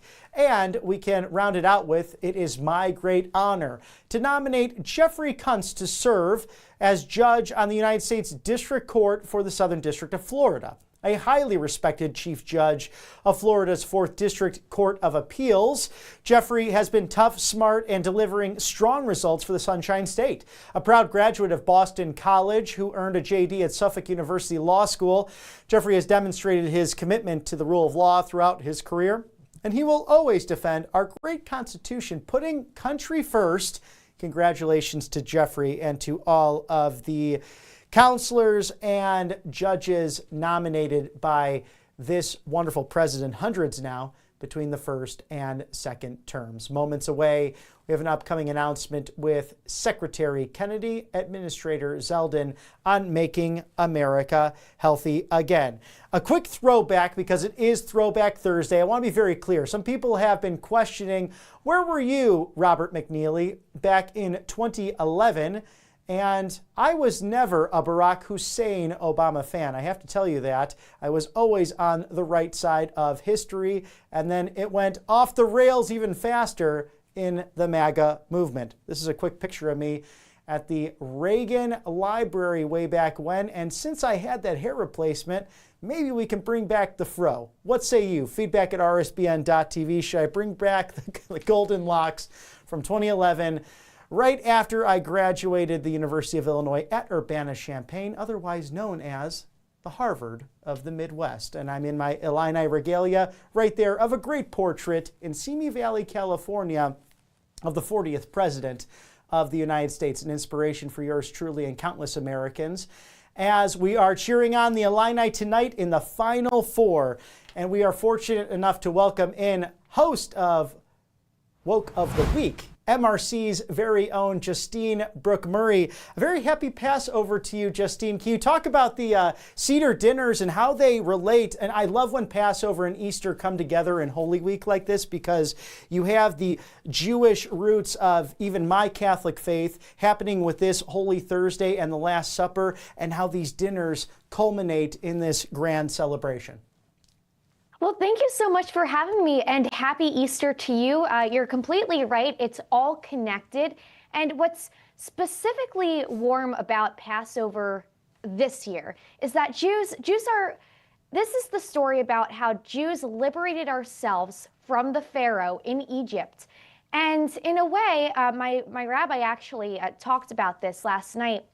He said, we're remembering the bitter times, and we're also remembering the sweet times. The greatest times to be a Jew is when we are free and we are recognized by the world for our achievements. But at the same time, we're currently going through a period, as he said, where Jews are being targeted all over the world. But at the same time, we're also being recognized. We're being recognized by our right to have the state of Israel. So we are free and independent. Also, this is the first year since, I believe, 2014, where there are no hostages in Gaza right now. So this is the first year also after October 7th that we can finally celebrate Pesach, where all of our hostages, remaining living hostages, are free. And of course, it comes with the bitterness of having to remember the ones who were brutally murdered. But I brought our little snack, what we have to eat for a whole week because we can't eat bread. This is matzah. And of course, as the story goes, whoopsie, as the story goes, the Jews didn't have time to leaven their bread when they were fleeing the Pharaoh. So it ended up like this. So we can't eat anything leavened for a whole week because that's how we remember. We have to remember the tough times. I'm like kind of hungry right now. We have to remember the tough times and how bitter it was and that fear that we had as we were escaping. That's why also when we faced, we sit upright. Usually, you know, when you're having a big dinner, you're relaxed and you're sitting back. But you know, everyone, they were all nervous and they were all on the go. So it's almost as if you're remembering what it's like to have a meal when you're on the run, you're running for your life, literally. But you're also in this kind of, it would be in a way very different, but similarly of eating a meal in a car when you're rushing somewhere. But of course, we didn't have the luxury of cars back then. So something also that I would love to share with not just fellow Jews about this holiday, but Americans. This is a very American holiday as well, because America was rooted in our Judeo-Christian values. And we can say that the American Revolution was a way where we were freeing ourselves from the dictatorship of Great Britain. We were freeing ourselves from King George. We're becoming a free nation, just like the Jews became a free nation and they fled from the Pharaoh. So this is our story. Yes, it really is our story. And thank you for sharing that with us, Justine, because a friend told me once, and it reminds me in this holiest of seasons, that you rarely learn from simply winning. It's our failures, it's our shortcomings, but it's also the struggles that lead to that light at the end of the tunnel. It makes us more robust and well-rounded as we really go into some terrible examples of bad journalism. That's your job as a content creator and fellow at Media Research Center, to really identify what's going on in the fake news world and calling it out as it rightfully should be done. As Turning Point USA spokesperson Andrew Colvett telling Fox News Digital that the headline from the Daily Mail, an egregious example of media malfeasance designed to profit from the online conspiracy theories in the industry emerged after Charlie's assassination. Can you dive into this Daily Mail account, this article that reached, I believe, 89 million people? Certainly. Well, the Daily Mail is a tabloid, and they're looking to bank off conspiracies, and they're also willing to dance on the grave of Charlie Kirk for clicks and for money.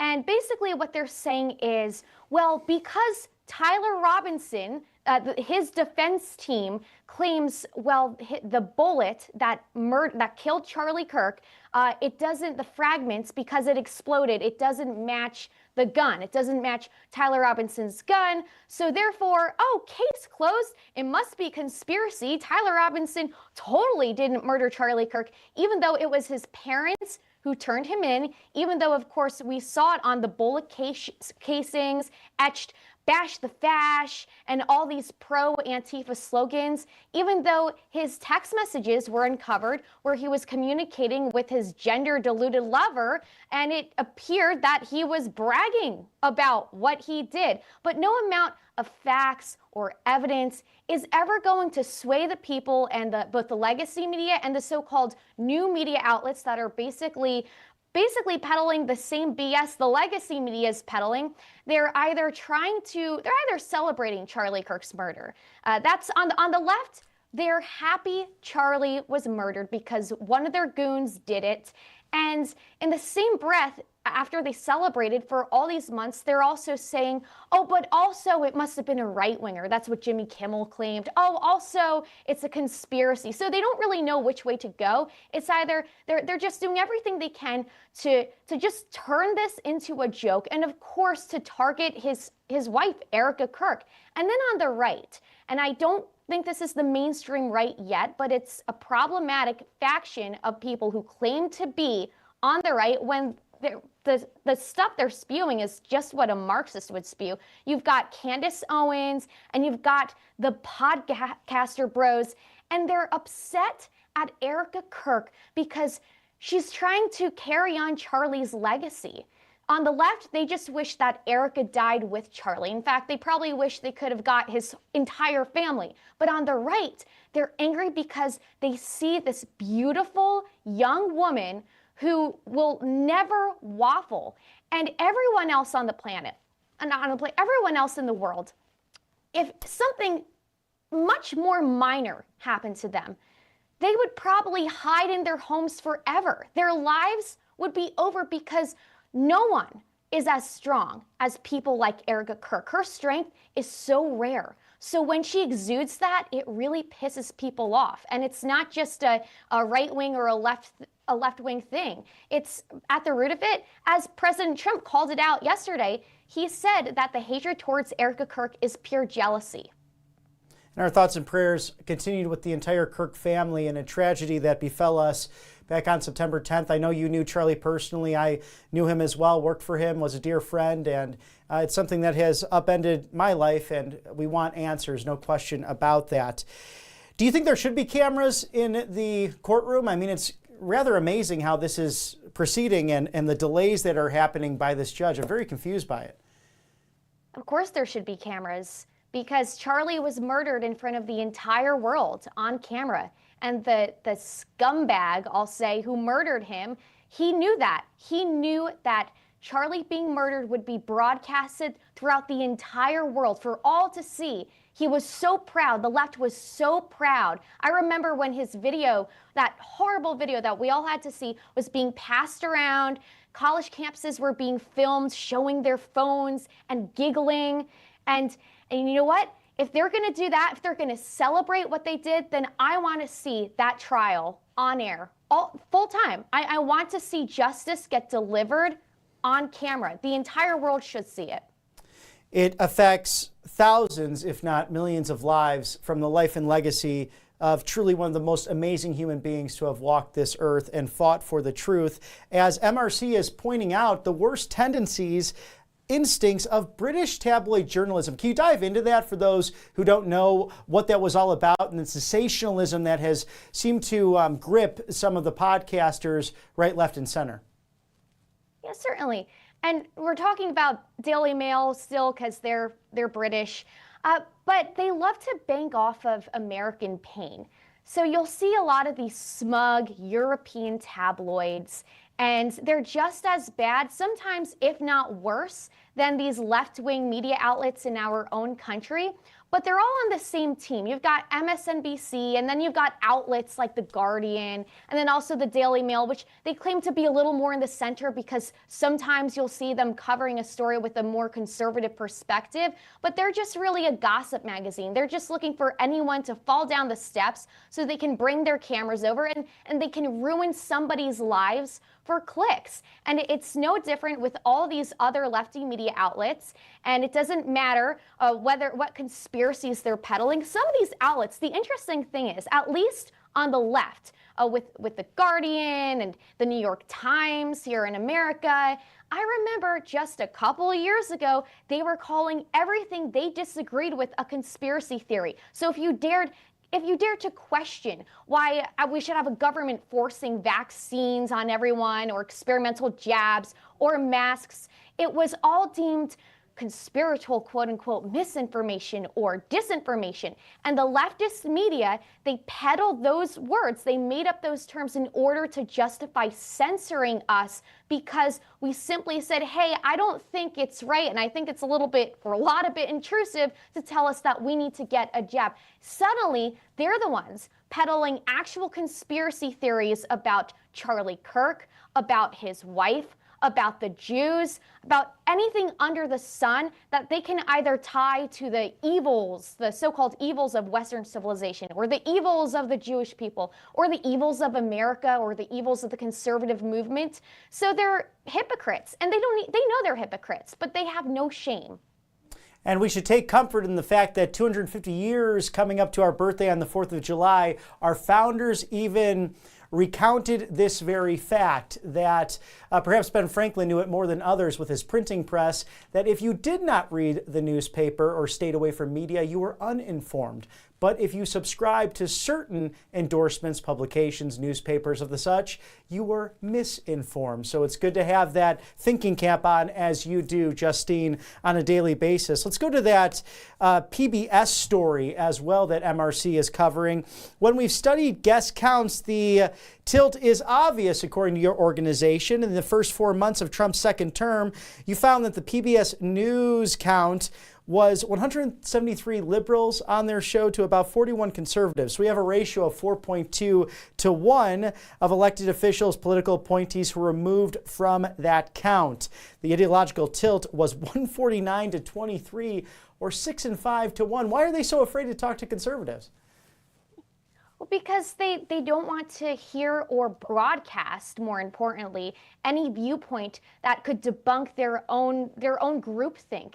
And what's more insidious is that both PBS and NPR, they're still whining because, with the help of the Media Research Center, they're defunded, which means taxpayers no longer have to shovel out money to sponsor what I would call government-compelled speech, because it really is. It's worse than censorship. It goes a step further. These two outlets demanded that we continue paying so much money per year so they can spew propaganda on the taxpayer dime. So we're basically paying for leftist beliefs.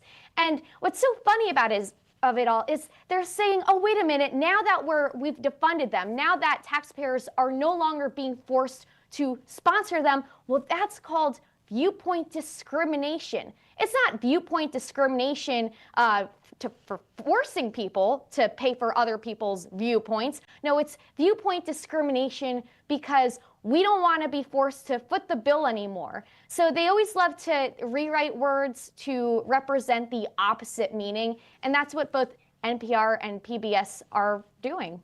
It's amazing, too, because Judge Moss, his ruling protecting taxpayer-funded left-wing bias as free speech, this Obama-appointed judge, a former Clinton DOJ attorney, blocking Trump's efforts to defund PBS and NPR, calling it unconstitutional viewpoint discrimination, to quote the judge. But he's ignoring that these outlets have long discriminated against conservative viewpoints. Shouldn't it be equal if it's being taxpayer-funded? The funny thing is that another note for their claims about viewpoint discrimination, to add to that, NPR, one of their whistleblowers, Yuri Berliner, he found that in their newsroom, 87 of their editors were all Democrats. They were all on the left, and 0 were centrist or on the right. So they're only hiring people who will spew their propaganda. And then on top of that, they're asking the rest of us to foot the bill. Apparently it's unconstitutional to tell taxpayers that they can come up with their own viewpoints and that they don't have to sponsor or agree with other people. Actually, it's been unconstitutional this entire time that in the first place that we had to fund certain networks. And even let's say that there was no viewpoint bias, or they were a little more balanced, NPR and PBS, which is impossible for them. But even if they weren't as partisan as they are, and they're very partisan, why should we be funding it to begin with? Why? It would be like telling Americans that we have to fund my favorite channels, RSBN or Fox News, or outlets that are on our side of the aisle, or that represent views that aren't represented in the legacy media. It's still wrong. We shouldn't be forced to foot the bill. And rights aren't free gifts from the government, but apparently NPR and PBS think they are. Yes, rights come from God, and it's a great reminder in this holy season of Passover and the Easter Triduum. God bless you, Justine Brooke Murray, an amazing commentator, host of Woke of the Week. Be sure to subscribe at Justine_Brooke on X, content creator, and you are the Anderlich Fellow over there at the Media Research Center, and love right back at you. We are big fans of Media Research Center and so grateful for the work that you do. We're fans of you, and it's always good to see you. And as we get ready for this big MAHA event upcoming from Secretary Kennedy and Administrator Lee Zeldin, buckle up, grab some lunch, perhaps some popcorn, and don't change that channel. We'll go to a quick commercial break for our sponsorships here at Right Side Broadcasting Network, where you're watching the #1 source for live political events in the Federal City and in your neck of the woods.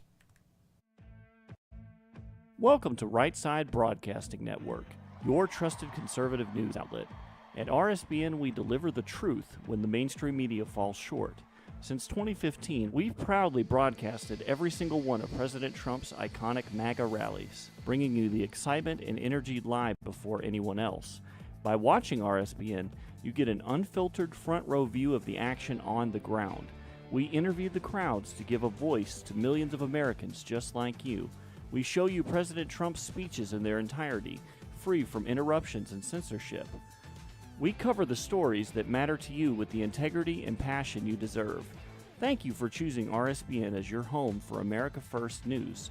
Together, we stand strong, united, and informed. So join us and be part of the right side of history.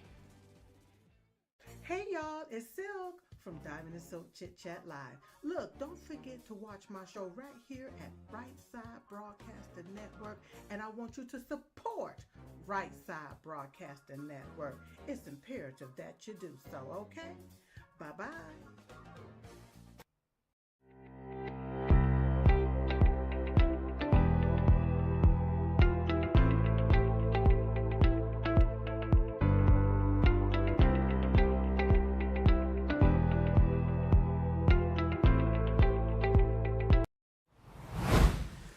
And welcome back to Right Side Broadcasting Network. I'm Robert McNeely. If you are just new to Right Side Broadcasting Network, be sure to like, share, and subscribe at rsbnetwork.com/newsletter, because there you can find the written word and some of the amazing opportunities to dive deep into the issues facing the federal city in Washington, D.C., and how that legislation and ultimately those laws can affect you right there at home in your zip code, as we are celebrating Holy Thursday, Passover, and getting ready for a weekend that makes us deeply reflect on what really matters in this world. Ultimately, the sacrifice of our Lord and Savior, Jesus Christ, on the cross in order to open up that veil, tear it in two, and as the temple broke in that earth-shattering earthquake upon his sacrifice, opening up the gates of heaven, his realm, his kingdom, to us mere mortals because of our sins. We put him there, and I hope that we can reflect on the gravity and the deep nature of the most important event in world history, as this is a very special week, having Father Frank on, Pastor Brad, of course, Justine Brooke Murray on these couple of hours to reflect on Passover and the Easter Triduum and the challenges that not only face us here in America, but our world abroad, as there are those modern martyrs who are dying on behalf of what they believe in. in the Jewish and Christian traditions. So we should keep them in our thoughts and prayers across Africa, in Nigeria, in the Middle East with the ongoing Operation Epic Fury of hopes to relinquish the world from an Iranian regime that has caused terror through its proxies and by itself over the course of the last 47 years, especially in the direction of American lives and treasure, including Beirut, Lebanon in the 1980s. Hundreds of our Marines murdered by these Iranian proxies, including what took place on October 7th of 2023 in Israel, killing countless Americans there on the part and by the hands of Hamas. We saw what Hezbollah did in southern Lebanon and northern Israel. But with this administration dealing head on with not only American interest, but protecting the homeland domestically and abroad. And it can be done through finances as well, with the tariffs that have been winning the day. If we go back to the Supreme Court of the United States and those rulings recently, President Trump breaking yet another record yesterday. He's the first sitting president or former president, any president, to attend the Supreme Court's oral arguments on birthright citizenship. So we're grateful for all the viewers, you here at home, who were able to tune in with us to dive deep on what's been a big week of news. And just moments away, the Make America Healthy Again announcement with Secretary Robert F. Kennedy Jr. of Health and Human Services and EPA Administrator Lee Zeldin. Now, in case you missed it, we can go back to cut one, and President Trump had some choice words for Bruce Springsteen. He's been fueling up the whole no kings nonsense. I think this week alone proves that we don't have a king. We have three branches of government. Bad and very strong or very boring singer Bruce Springsteen, who looks like a dried up prune, who has suffered greatly from the work of a really bad plastic surgeon, has long had a horrible and incurable case of Trump derangement syndrome, sometimes referred to as TDS. The guy is a total loser who spews hate against a president who won in a landslide election, including the popular vote, all 7 swing states, and 86% of the counties across America. Under Sleepy Joe and the Dems, our country was dead. And now we have the hottest country by far anywhere in the world. MAGA should boycott his overpriced concerts, which suck. Save your hard-earned money. America is back, President DJT. And that's a very true statement. We know that Governor Chris Christie, a good friend of Bruce Springsteen, so I'll let you put together the dots there, as Trump derangement syndrome seemingly knows no bounds at times. But we know that President Trump last night, with a very important moment prior to his primetime speech, announcing or letting Pam Bondi know, that was announced just moments ago in the last 30 minutes, that she'd be let go from the Attorney General role. Deputy Attorney General Todd Blanche taking on that role as the acting Attorney General. So some breaking news there, but the former Attorney General was in the Oval Office yesterday with the president prior to his speech on the Operation Epic Fury. And cut number 2, sharing the length of recent conflicts, we should be confident in 33 days that this will likely be coming to an end very soon. It's very important that we keep this conflict in perspective. American involvement in World War I lasted 1 year, 7 months, and 5 days. World War II lasted for 3 years, 8 months, and 25 days. The Korean War lasted for 3 years, 1 month, and 2 days. The Vietnam War lasted for 19 years, 5 months, and 29 days. Iraq went on for 8 years, 8 months, and 28 days. We are in this military operation, so powerful, so brilliant, against one of the most powerful countries for 32 days. And the country has been eviscerated and essentially is really no longer a threat. They were the bully of the Middle East, but they're the bully no longer. This is a true investment in your children and your grandchildren's future. The whole world is watching, and they can't leave the power, strength, and brilliance. They just can't believe what they're seeing. They leave it to your imagination, but they can't believe what they're seeing. The brilliance of the United States military. Tonight, every American can look forward to a day when we are finally free from the wickedness of Iranian aggression and the specter of nuclear blackmail. Because of the actions we have taken, we are on the cusp of ending Iran's sinister threat to America and the world. And I'll tell you, the world is watching. And when we do, when it's all over, the United States will be safer, stronger, more prosperous, and greater than it has ever been before. As we celebrate 50 years of Americans, humans, going past that low Earth orbit, this hasn't happened since the Nixon administration, back to the moon that launched yesterday. We could do a throwback Thursday with cut number 18 and Artemis 1, which led to deep space exploration, really the legacy of the Apollo missions and a bringing back of NASA with people like Elon Musk, with Mr. Bezos over at Amazon, also far curious about the final frontier with their private endeavors as well as the public-private partnerships, all led under the umbrella of President Trump's vision that's very similar to that of the 35th president, John Fitzgerald Kennedy. And with that throwback, as yesterday at 6:24, approximately around that time Eastern, at the Kennedy Space Center in the free Sunshine State of Florida, for the first time in over 50 years, America going back to the moon. We could throw back to that video from November of 2022 and Artemis 1 taking off for the skies.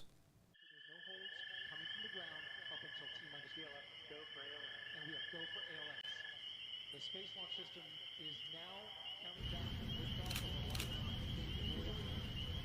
launch team can no longer cycle the count. And here we go. 10.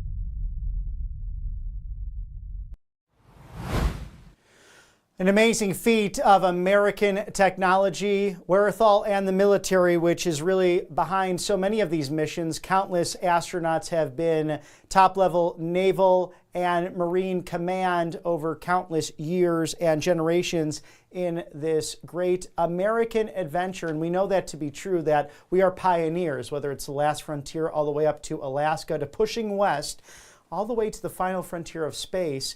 250 years of America is all about exploration and having this sovereign land blessed by God, changing the entire world for the better. Can you imagine a world without America? We are anticipating the Make America Healthy Again announcement at this hour, moments from now, with Secretary Kennedy of Health and Human Services and EPA Administrator Lee Zeldin. I'm Robert McNeely. Thank you for joining us over the course of the last couple of hours to touch on the important news of the last week, and especially last night with that vital meeting and presentation to the American people. Just prior to the primetime address on Operation Epic Fury, President Trump letting go Attorney General Pam Bondi, now being replaced by Deputy Attorney General Todd Blanche. If you're just catching us now, that happening within the last 30 minutes or so, being announced across the channels, going back to private life there. So we thank Pam Bondi for her service and for the job she did, according there to President Donald Trump on Truth Social. Now, America is on track to achieve all military objectives on Iran. The president stating it last night with cut number 3. I've made clear from the beginning of Operation Epic Fury that we will continue until our objectives are fully achieved. Thanks to the progress we've made, I can say tonight that we are on track to complete all of America's military objectives shortly, very shortly. We're going to hit them extremely hard over the next 2 to 3 weeks. We're going to bring them back to the Stone Ages where they belong. In the meantime, discussions are ongoing. Regime change was not our goal. We never said regime change, but regime change has occurred because of all of their original leaders' death. They're all dead. The new group is less radical and much more reasonable. Yet if during this period of time no deal is made, we have our eyes on key targets. If there is no deal, we are going to hit each and every one of their electric generating plants very hard and probably simultaneously. We have not hit their oil, even though that's the easiest target of all, because it would not give them even a small chance of survival or rebuilding. But we could hit it, and it would be gone, and there's not a thing they could do about it. They have no anti-aircraft equipment. Their radar is 100% annihilated. We are unstoppable as a military force. The nuclear sites that we obliterated with the B-2 bombers have been hit so hard that it would take months to get near the nuclear dust, and we have it under intense satellite surveillance and control. If we see them make a move, even a move for it, we'll hit them with missiles very hard again. We have all the cards. They have none. Our economy has cut out the cancer known as the Iranian regime, and cut number 5 detailing that as the president very proud of the operations thus far. Many Americans have been concerned to see the recent rise in gasoline prices here at home. This short-term increase has been entirely the result of the Iranian regime launching deranged terror attacks against commercial oil tankers in neighboring countries that have nothing to do with the conflict. This is yet more proof that Iran can never be trusted with nuclear weapons. They will use them, and they will use them quickly. It would lead to decades of extortion, economic pain, and instability worse than we can ever imagine. The United States has never been better prepared economically to confront this threat. You all know that. We built the strongest economy in history. We're going through it right now, the strongest in history. In 1 year, we've taken a dead and crippled country. I hate to say that, but we were dead and crippled country after the last administration and made it the hottest country anywhere in the world by far, with no inflation, record-setting investments coming into the United States, over $18 trillion, and the highest stock market ever, with 53 all-time record highs in just 1 year. It all positioned us to get rid of a cancer that has long simmered. It's known as the nuclear Iran, and they didn't know what was coming. They've never imagined it. Remember, because of our Drill Baby Drill program, America has plenty of gas. We have so much gas. Under my leadership, we are #1 producer of oil and gas on the planet, without even discussing the millions of barrels that we're getting from Venezuela. Because of the Trump administration's policies, we produce more oil and gas than Saudi Arabia and Russia combined. Think of that, Saudi Arabia and Russia combined. And that number will soon be substantially higher than that. There's no country like us anywhere in the world, and we're in great shape for the future. President Trump delivering really a sound and decisive speech against the Iranian regime and Operation Epic Fury, a decisive campaign of American strength that is systematically dismantling not only their naval assets, but the regime's ability to fire those ballistic missiles and also to procure nuclear fissile material for the ultimate bomb. Under President Trump's leadership, the U.S. military is executing this mission with unmatched precision with its technology and its production capability, annihilating all of Iran's resources in order to continue to be the sponsor of terrorism and to continue in its ballistic systems. As this powerful primetime address really making waves across countless different networks and on streaming services. After just 1 month, President Trump highlighting the extraordinary achievements of the United States military, all according to the White House, which has delivered swift, overwhelming blows to the Iranian regime, and the Pentagon proud that this decimating the Iranian Navy, shattering its forces, eliminating terrorist leaders and those who would seek to do harm against America and threaten our allies. As breaking across the channels as well, First Lady Melania Trump advances efforts in the 4th Ukraine-Russia child reunification. For the 4th time, the White House reporting the United States First Lady Melania Trump has expedited the return of children to their families after being separated due to that terrible war between Russia and Ukraine.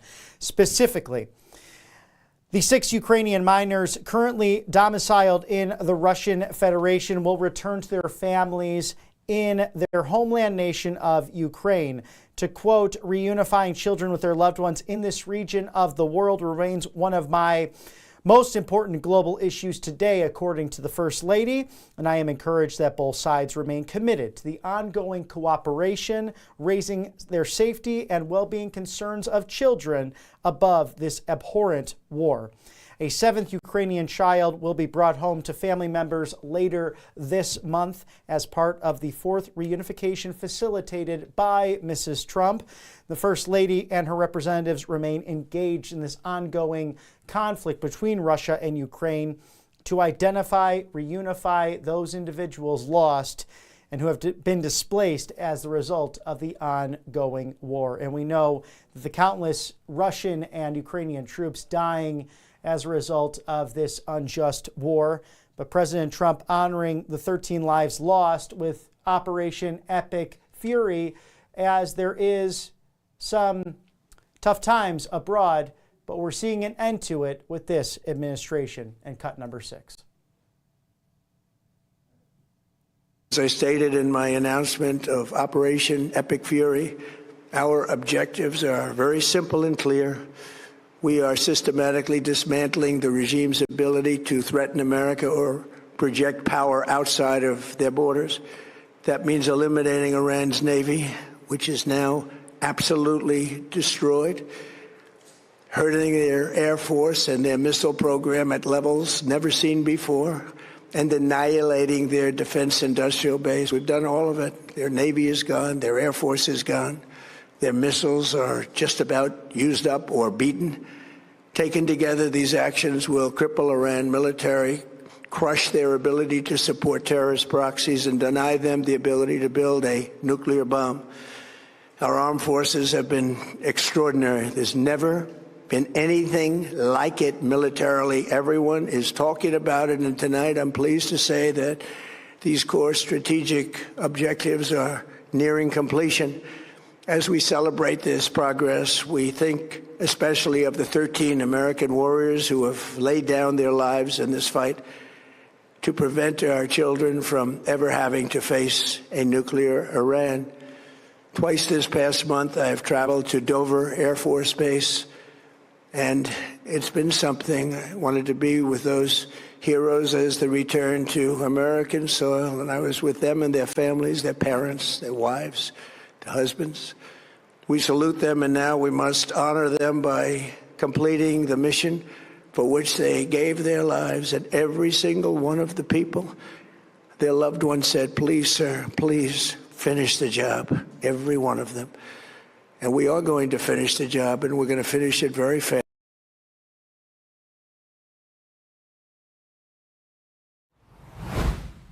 Iran cannot have nuclear weapons. President Trump being clear on this for over a decade now.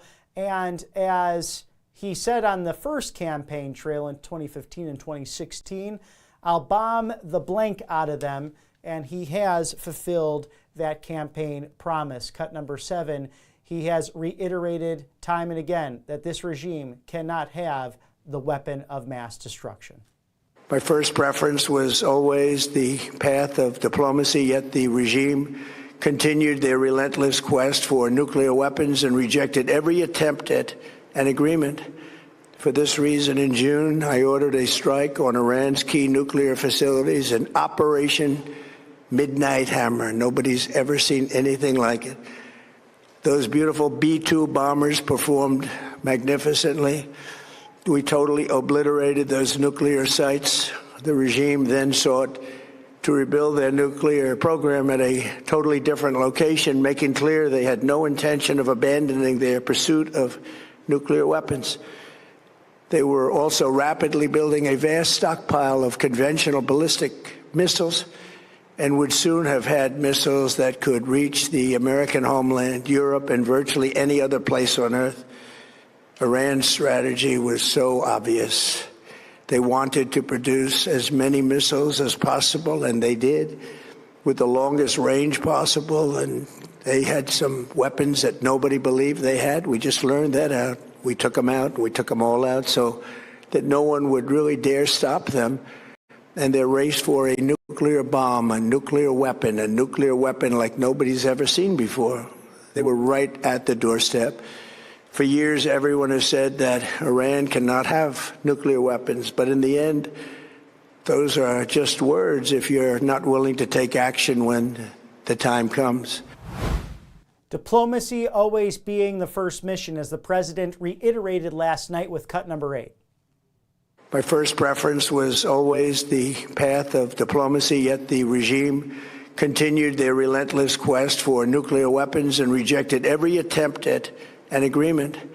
For this reason, in June, I ordered a strike on Iran's key nuclear facilities, an Operation Midnight Hammer. Nobody's ever seen anything like it. Those beautiful B-2 bombers performed magnificently. We totally obliterated those nuclear sites. The regime then sought to rebuild their nuclear program at a totally different location, making clear they had no intention of abandoning their pursuit of nuclear weapons. They were also rapidly building a vast stockpile of conventional ballistic missiles and would soon have had missiles that could reach the American homeland, Europe, and virtually any other place on Earth. Iran's strategy was so obvious. They wanted to produce as many missiles as possible, and they did, with the longest range possible, and they had some weapons that nobody believed they had. We just learned that out. We took them out. We took them all out so that no one would really dare stop them. And their race for a nuclear bomb, a nuclear weapon like nobody's ever seen before. They were right at the doorstep. For years, everyone has said that Iran cannot have nuclear weapons, but in the end, those are just words if you're not willing to take action when the time comes. And this president doing what other presidents refuse to do. The past was all talk and no action with President Trump's predecessors, the living predecessors. But now he has, again, made a promise and kept that promise with cut number 9, not only with Operation Midnight Hammer and Epic Fury, but also killing the Iranian butcher in his first term. I did many things during my 2 terms in office to stop the quest for nuclear weapons by Iran first, and perhaps most importantly, I killed General Qasem Soleimani in my first term. He was an evil genius, brilliant person, a horrible human being, however, the father of the roadside bomb, and he lived just horrible what he did. Iran would have been perhaps in far better, stronger position. Had he lived, we would have had probably a different conversation tonight. But you know what? We'd still be winning and winning big. And then, very importantly, I terminated Barack Hussein Obama's Iran nuclear deal, a disaster. Obama gave them $1.7 billion in cash, green cash. Took it out of banks from Virginia, D.C., and Maryland, all the cash they had. He flew it by airplanes in an attempt to buy their respect and loyalty, but it didn't work. They laughed at our president and went on with their mission to have a nuclear bomb. His Iran deal would have led to a colossal arsenal of massive nuclear weapons for Iran, and they would have had them years ago, and they would have used them. Would have been a different world.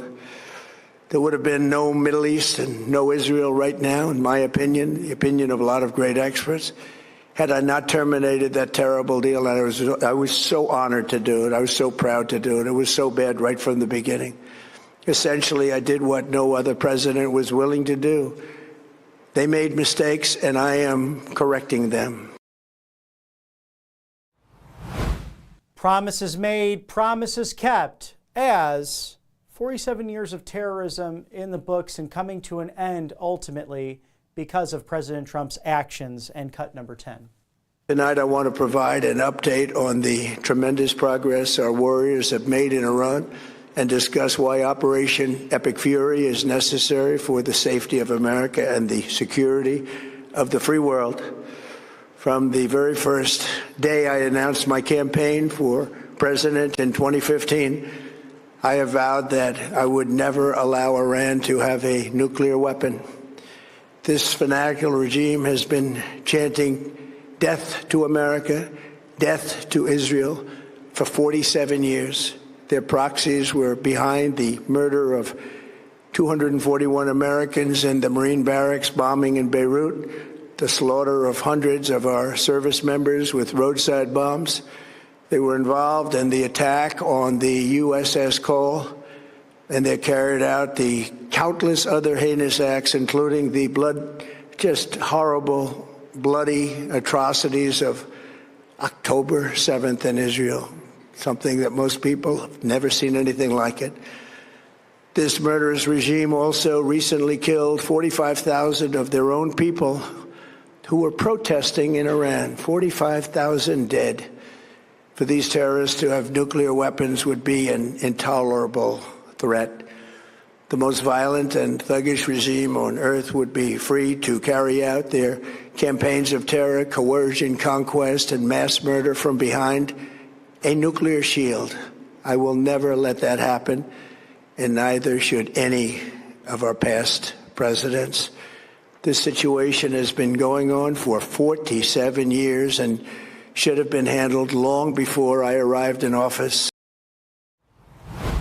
With 1 month into Operation Epic Fury, day 33, this president last night committed to finishing the mission, and cut number 11. As we speak this evening, it's been just 1 month since the United States military began Operation Epic Fury, targeting the world's #1 state sponsor of terror, Iran. In these past 4 weeks, our armed forces have delivered swift, decisive, overwhelming victories on the battlefield. Victories like few people have ever seen before. Tonight, Iran's Navy is gone. Their Air Force is in ruins. Their leaders, most of them, terrorist regime they led, are now dead. Their command and control of the Islamic Revolutionary Guard Corps is being decimated as we speak. Their ability to launch missiles and drones is dramatically curtailed, and their weapons, factories, and rocket launchers are being blown to pieces. Very few of them left. Never in the history of warfare has an enemy suffered such clear and devastating large-scale losses in a matter of weeks. Our enemies are losing in America, as it has been for 5 years under my presidency, is winning, and now winning bigger than ever before. The president also congratulating Commander Reed Wiseman, pilot Victor Glover, Christina Hammack-Koch, the mission specialist, along with another mission specialist from the Canadian Space Agency, Jeremy Hansen, all up in the sky right now, passing low Earth orbit the first time in 50 years, on their way to the moon with cut number 12. My fellow Americans, good evening. Let me begin by congratulating the team at NASA and our brave astronauts on the successful launch of Artemis 2. It was quite something. It will be traveling further than any manned rocket has ever flown and will very substantially pass the moon, go around it, and come back home from a distance that has never been done before. It's amazing. They are on the way, and God bless them. These are brave people. We want to God bless those 4 unbelievable astronauts. In case you missed the launch, let not your heart be troubled, because we have footage of that with cut number 13. RS-25 engines lit. 4, 3, 2, 1. Booster ignition. And liftoff. The crew of Artemis 2 now bound for the moon. Humanity's next great voyage begins. Good roll pitch. Roger, roll pitch. Houston, now controlling the flight of integrity on the Artemis 2 mission around the moon. Integrity, AMT high. AMT high. On time, passing 30 seconds into the flights. Prior to these historic events yesterday, another historic event, President Trump being the first president to sit in on, as a petitioner himself, his own case to birthright citizenship for oral arguments at the Supreme Court, his U.S. Solicitor General arguing on behalf of the administration's purview against that of the ACLU. Also, President Trump reflecting on Easter Sunday and the Holy Week that we are celebrating in the midst today, Holy Thursday, to begin that Easter Triduum, there with the Religious Liberty Commission during a luncheon at the White House yesterday. On Good Friday, the Son of God was nailed to the cross, crucified, and he died for all of us. It was a day of darkness, but it wasn't the end. By any means, it was not the end. On Easter Sunday, the stone was rolled away and the grave was empty. Christians everywhere rejoiced, and we continue to rejoice. Easter is one of the incredible days. It was the miracle in all of history, the resurrection of Jesus Christ. It was the great miracle, I guess, right? He told his followers, I am with you always, even to the end of the age, because of the events of Holy Week 20 centuries ago. People from every nation, language, and background can take on any difficulty, press through any trial, and endure any hardship. With Christ, not one thing can separate humanity from the powers of God's everlasting love. Across the generations, what happened on Easter has inspired his followers to love one another, to forgive, to do works of charity. and build the beautiful churches, and we have some of the most beautiful buildings in the world. To me, churches, I love great architecture, and we have some of the most beautiful churches. Christians have opened schools, ministries, and hospitals on every continent to teach care and heal those in need, and they do it with love, and they do it with great affection. Indeed, this week is very holy. On Palm Sunday, Jesus entered Jerusalem. He weeps because God has visited the people, but they missed it. On Holy Monday, Jesus clearing the temple for exploiting people and rebukes the moneylenders in his Father's house. On Holy Tuesday, Jesus teaches in the temple, rebuking the Jewish leaders. Also, Holy Wednesday, Judas agrees to betray Jesus for 30 pieces of silver. We ultimately know on Good Friday that's with a kiss as he addresses him as Rabbi on this Holy Thursday. Rabbi, it is not I that will betray you. A bold-faced lie, and so sad because unlike the other apostles, and you imagine Peter almost jumping out and saying immediately, Lord, is it I who betrays you? But of course, we know that he denies him 3 times before the cock crows, a prophecy of Jesus Christ before Peter, who was Simon, fishers of men. And on this Holy Thursday, Jesus shares the Last Supper and washes his disciples' feet. Ultimately, it leads to the culmination of a liturgy lasting 3 total days in continuum of Good Friday, Jesus being sacrificed, crucified, and dying for our sins and granting us peace with God, tearing open that veil, ripping the temple in two, so that us mere mortals can be with him in his kingdom forever. Holy Saturday, Jesus' body rests in the tomb as he descends into hell to redeem the righteous souls. And ultimately, Easter Sunday, as Jesus rises from the dead, appearing to many and opening the gates of paradise. It's a beautiful, historic moment. As the president said, perhaps the penultimate moment in the whole of human history. As we celebrate these amazing moments, President Trump also celebrating a happy Passover as it coincides this week. So a very special time. It's always special during the Easter season, but with Easter this year falling on in conjunction with Passover, in addition to the actual days marking Christ's crucifixion on that Friday, April 3rd. An amazing time to reflect as President Trump with cut number 19, wishing our Jewish celebrants a happy Passover. To our wonderful Jewish American community and to Jews celebrating in Israel and around the world this week, I want to wish you a very happy Passover. Over 3,000 years ago, the God of Abraham, Isaac, and Jacob delivered the ancient Israelites out of slavery and brought them into the promised land. It was an amazing period of time, just like today we have an amazing period of time. The journey started with faith in God's word, and it ended with a miraculous march through the Red Sea and an astounding exodus out of Egypt. The world has never been the same. This week, we recall this ancient proof of God's faithfulness and are reminded that with true faith, eternal hope, and the power of prayer, nothing can stop the people of God. As Jewish families and loved ones gather together for Seder dinner, we ask that God will continue to watch over the Jewish people and that he may continue to preserve and protect the United States of America for generations to come. Our country is doing better than it has ever done. I am very happy to report. Happy Passover.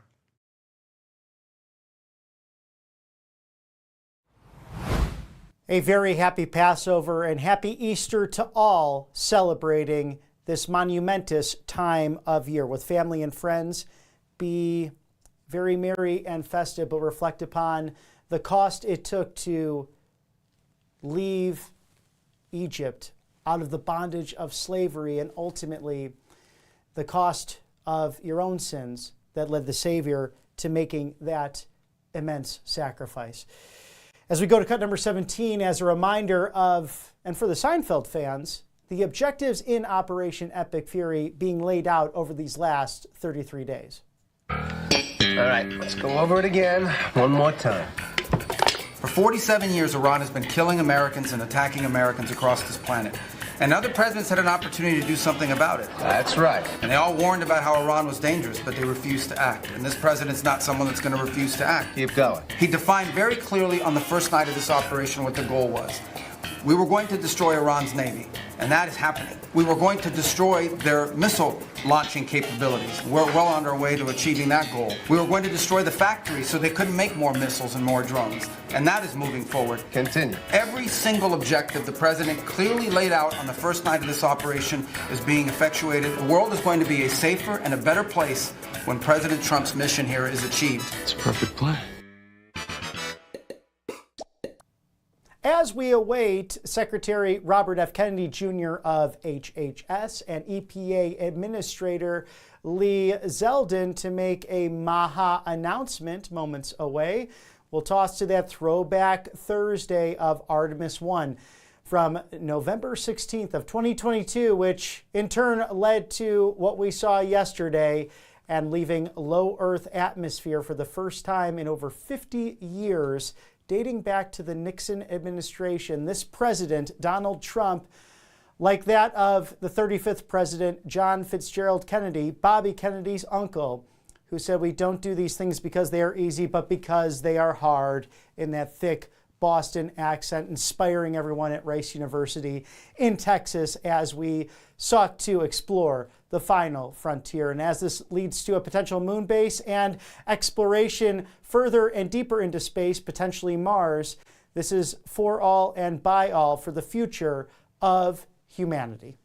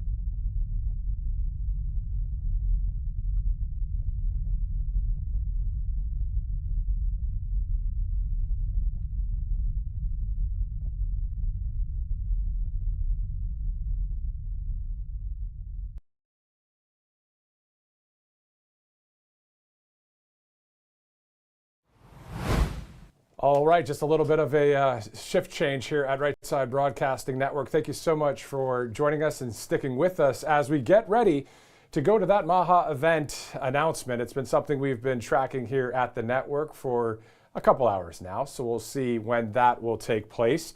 And other than the latest updates with the Save America Act, the DHS shutdown, Operation Epic Fury, all the stories we're following, of course, Pam Bondi has been let go at her role of the top cop at the DOJ. The United States District Attorney position is now filled by Todd Blanche. President Trump saying, quote, in Element 1A, I believe, Pam Bondi is a great American patriot and a loyal friend who faithfully served as my Attorney General over the past year. Pam did a tremendous job overseeing a massive crackdown in crime across our country, with murders plummeting to their lowest level since 1900. So we love Pam, the president saying here, as you see there, and she will be transitioning to a much needed and important new job in the private sector to be announced at a date in the near future, and our Deputy Attorney General. And a very talented and respected legal mind, Todd Blanche, will step in to serve as Acting Attorney General. Thank you for your attention to this matter, President Donald J. Trump. So we see that development, of course. Robert McNeely in studio for holding it down for the past couple hours as we've been waiting for the EPA, the HHS combined MAHA announcement. So when that happens, of course, as soon as we see it start, we'll go there. In the meantime, let's go to the White House, where President Trump, of course, recently spoke about election integrity for clip number 1. Thank you very much. This was a meeting set up very proudly by us, having to do with voter integrity and mail-in ballots and stopping the massive cheating that's gone on. And so we're going to be signing an executive order. I believe it's foolproof. As you've consistently identified, two of the biggest problems we have with election integrity in this country are, one, inaccurate voter rolls that allow ineligible people to vote in various federal and state elections all over the country. And secondarily, you've consistently identified that vote by mail in this country has become rife with fraud. People returning ballots who aren't eligible to return ballots, ballots being sent to people who aren't confirmed to be eligible voters. And what the president is doing today is he's going to make sure that mail-in ballots are safe, secure, and accurate, and will have a clear distinction. If you voted by mail, you will have it on the envelope. Obviously not on the ballot, but on the envelope, so we will know 1 million mail-in ballots. There'll be 1 million envelopes, and you'll be able to know exactly, correctly, that citizens voted. I think this will help a lot with elections. We'd like to have voter ID. We'd like to have proof of citizenship, and that'll be another subject for another time. That's a big deal. Very proud of it. We want to have honest voting in our country, because if you don't have honest voting, you can't have really a nation, if you want to know the truth.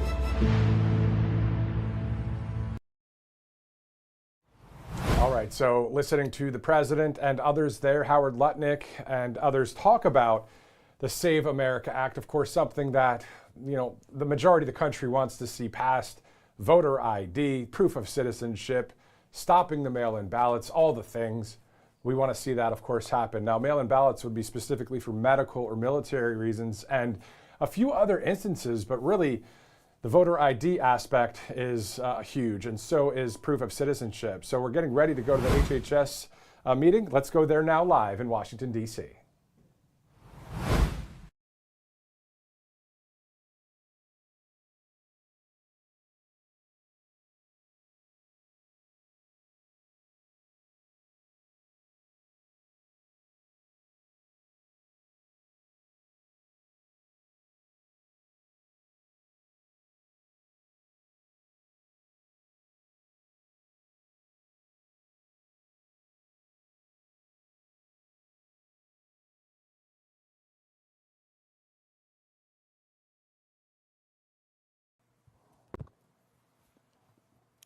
Good afternoon, and thank you for joining us. Department of Health and Human Services. We're here today to announce a historic set of actions from EPA and HHS to confront one of the most pervasive and least understood environmental health challenges we face, microplastics.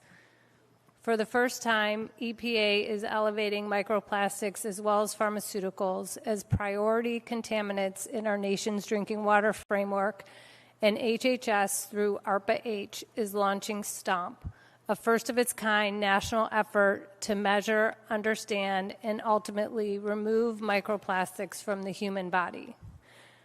Thanks to President Trump's leadership, today's announcement marks a major step forward in this administration's commitment to make America healthy again.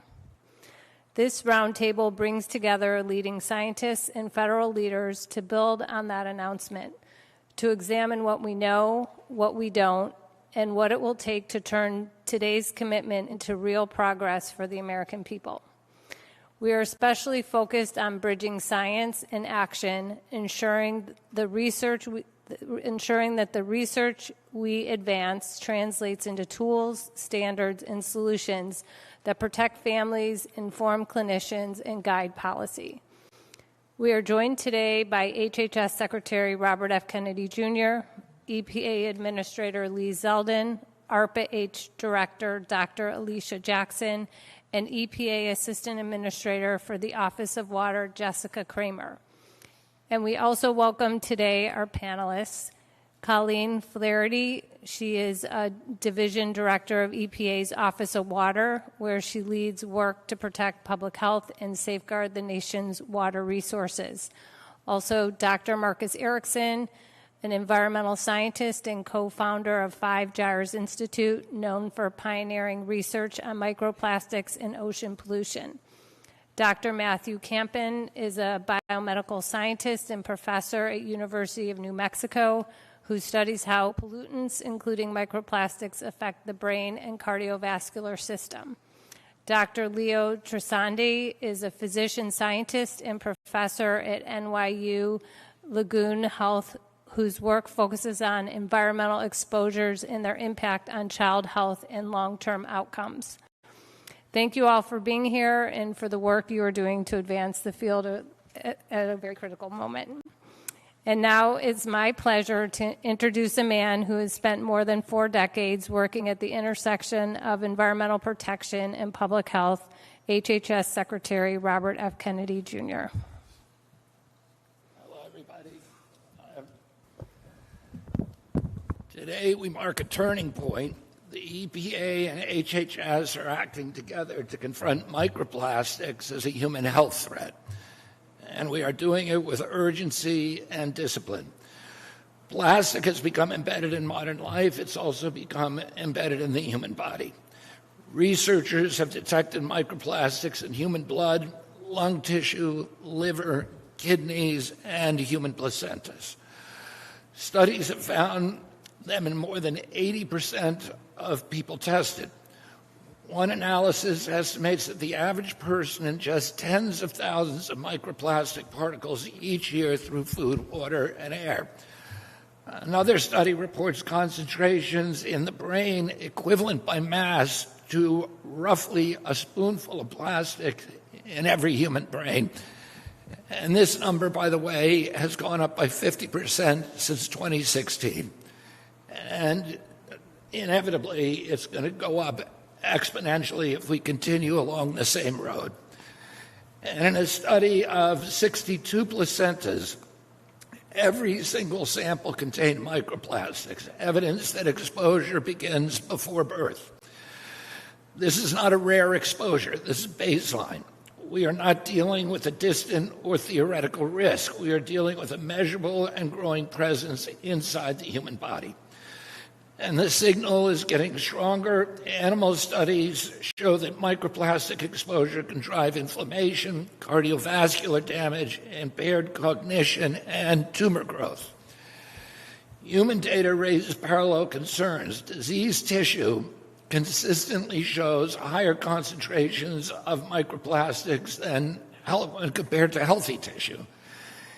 In one major clinical study, patients with microplastics detected in arterial plaque faced a 4.5-fold higher risk of heart attack, stroke, or death in less than 3 years. That's a 450% elevated risk.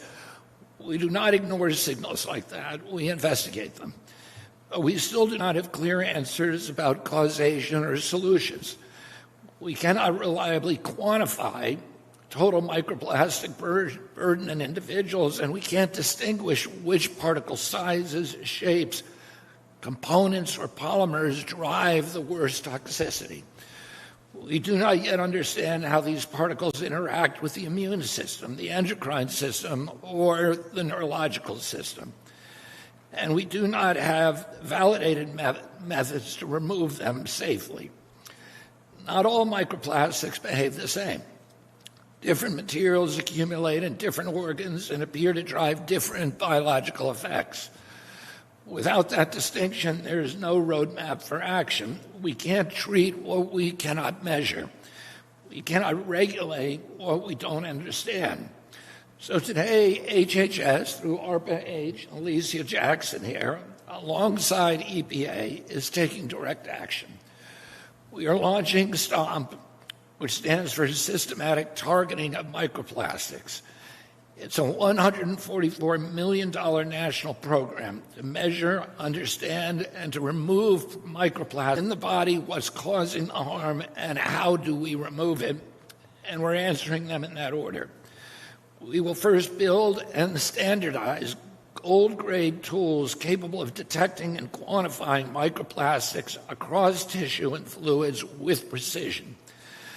Next, we will map how microplastics move through the body, how they cross biological barriers like the gut lining, the blood-brain barrier, where they accumulate, and how long they persist.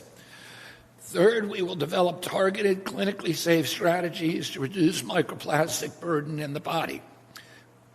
We will also prioritize those at the greatest risk: pregnant women whose exposure reaches the developing fetus, children whose bodies and brains are still in formation, workers in high exposure environments, and patients with chronic conditions that may be exacerbated by inflammatory or toxic stressors. The science has not kept pace with the scale of exposure. We are now going to close that gap. We are bringing together engineers, clinicians, toxicologists, and data scientists. We are setting measurable targets. We are holding ourselves accountable for results. I want to thank Alicia Jackson, the director of ARPA-H, for driving this effort forward, and my colleague and friend, Administrator Lee Zeldin at EPA, the Assistant Administrator for Office of Water, Jessica Kramer, and everyone else at the EPA for aligning environmental and human health priorities into a single mission. Together, we're going to define the risk, build the tools, and act on the evidence regarding microplastics. We're not going to speculate, we're going to measure. We're not going to delay, we are going to move. And thanks to the leadership of President Trump, we will give the American people clear answers about what's in their bodies and what it means for their health. This is how we're going to make America healthy again. Thank you, and I'm now honored to introduce my colleague, my friend, Administrator Lee Zeldin at EPA. Well, thank you, Secretary Kennedy, and welcome back to EPA. This room is filled up not just with a lot of great, dedicated staffers here at EPA, but others from outside of government, as well as HHS. And I'm sure everyone here is extremely grateful for your leadership and all of your work.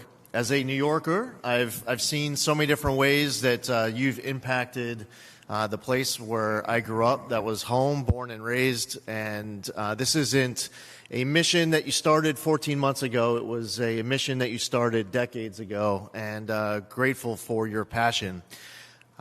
Thankful for the entire team at HHS for being here and being part of this momentous day for drinking water in the United States.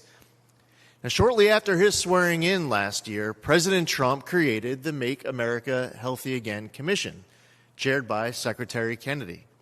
Under the leadership of Secretary Kennedy, it's been an honor to serve as part of this significant initiative that has brought together so many different agencies to collaborate.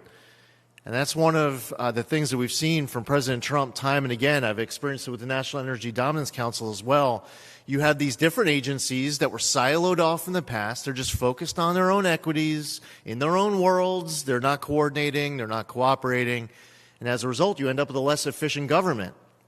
But the culture that we have inside this administration is for a maximum amount of collaboration, and that is why we're here today. And we're taking major steps in today's announcement to make America healthy again. I'm pleased to announce a landmark set of actions by EPA to safeguard the nation's drinking water from microplastics, pharmaceuticals, forever chemicals, and dozens of other contaminants. At the heart of these actions is our draft 6th contaminant candidate list, known as CCL6, which we are releasing today for public comment. CCL6 is a critical tool under the Safe Drinking Water Act that drives research, funding, and future regulation of emerging threats in public water systems. The draft CCL6 includes 4 contaminant groups: microplastics, pharmaceuticals, PFAS, and disinfection byproducts. It also covers 75 chemicals and 9 microbes that may be found in drinking water. And now, for the first time in the program's history, EPA is designating both microplastics and pharmaceuticals as priority contaminant groups. This is a direct response to the concern of millions of Americans who have long demanded answers about what they and their families are drinking every day. It's also a credit to the tireless efforts, research, and advocacy of the dozens of microplastics and drinking water experts, including many who we have here in the room today. This draft CCL6 is going to help us prioritize funding, research, and information collection. This will allow us to better understand the potential risks of these substances in drinking water while advancing gold standard science. For too long, Americans have been ignored as they sound the alarm about plastics in their drinking water. That ends today. By placing microplastics on the contaminant candidate list for the first time ever, EPA will follow the science, will pursue answers, and will hold ourselves to the highest standards to protect the health of Americans. Today's announcement marks the beginning of a 60-day public comment period, and we encourage Americans far and wide to make their voice heard and to give us feedback. We want your input. I can't think of an issue that hits closer to home for American families than the safety of their drinking water. And I want to be clear, this is just the first step in the regulatory process. The human health benchmarks for pharmaceuticals are not regulations, are not enforceable on their own. But they are a vital resource that can empower local decision makers to evaluate risks and protect their communities when pharmaceutical contamination is detected above safe levels. Today's actions represent a major step forward for drinking water. We are ensuring that the science catches up with the real-world challenges Americans face, and we are giving regulators the tools they need to act. This is a win for every American. With this effort, the Trump EPA is advancing gold standard science to inform policy and ensure the best possible outcomes so parents can feel confident filling their children's glasses at the kitchen sink. I want to thank you all again for your unrelenting commitment to making America healthy again and to the safety of our nation's drinking water. And now I will turn it over to Jessica. Jessica Kramer is our Assistant Administrator of our Office of Water here at EPA. She has an amazing team of dedicated career staffers at our Office of Water here at EPA. And I'd also like to recognize our excellent Deputy Administrator here at EPA who's sitting in the front row, David Fatui. Jessica. Thank you, sir. Microplastics is a growing concern and a challenging contaminant to measure and assess in drinking water. But it's a concern that we are tackling head-on to protect Americans. EPA and the federal family are poised to address this issue and the CCL6, as well as our drinking water research efforts, as important steps that EPA is taking, as the administrator talked about today. We are in the early stages of research on methods to detect microplastics and how microplastics affect people's health, but we are committed to providing answers and actions for Americans who want to ensure their families can turn on their tap and know that their drinking water is safe. Additionally, as the administrator mentioned, we are releasing human health benchmarks for 374 pharmaceuticals, including antibiotics, antidepressants, hormones, and other drugs that enter the water. These include prescribed and over-the-counter pharmaceuticals. The current draft list includes pharmaceuticals that are both approved by the FDA for human use and are known to, or have the potential to, occur in drinking water sources like the Potomac here in D.C., or in treated drinking water that is delivered to our homes. Again, these are not regulations, but they give states, tribes, and local water systems a critical new tool to assess risk and take action to protect their communities. For example, if a pharmaceutical occurs in drinking water at levels higher than the benchmark, a water system could conduct additional water monitoring or research to help ensure the health of their community. In addition to those benchmarks that we are releasing for public comment, with the CCL6 that the administrator mentioned, we believe that these are excellent steps and a great example of the federal family working together as we pair these with the announcements of Secretary Kennedy from HHS today. Our actions today represent a major step forward in drinking water, ensuring that the science catches up with the real-world challenges that the administrator mentioned. And we genuinely believe this is a win for every American as the Trump EPA commits to advancing gold standard science, utilizing radical transparency, and protecting our nation from the harms of toxic chemicals. Thank you so much for joining us for these exciting announcements today. Thank you, Secretary Kennedy and Administrator Zeldin, for your leadership. My name is Alicia Jackson. I lead ARPA-H, the Advanced Research Projects Agency for Health. Today, we are launching STOMP, and we couldn't be starting soon enough. STOMP stands for Systematic Targeting of Microplastics. It is a nationwide $144 million program built to affordably and precisely measure microplastics in the human body, understand how they cause harm, and most importantly, to get them out at a cost that every American can have access to so that they can have the immediate and downstream health benefits. Here is the hard truth. Nobody wants unknown particles building up in their body or their children's body. If a doctor told you something was accumulated in your organs, your first questions would be, which ones and what are they doing? These questions have no answer yet. We do not have a map for how microplastics travel through the body, which organs and cell types they target, and which biological pathways they disrupt. You cannot engineer a solution to a mechanism you do not understand. You cannot remove what you cannot measure. Today, that changes.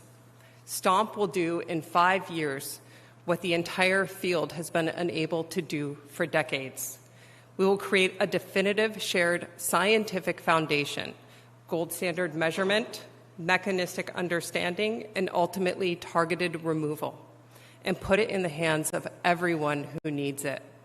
STOMP is structured across 3 technical areas because the science demands it. First, we measure.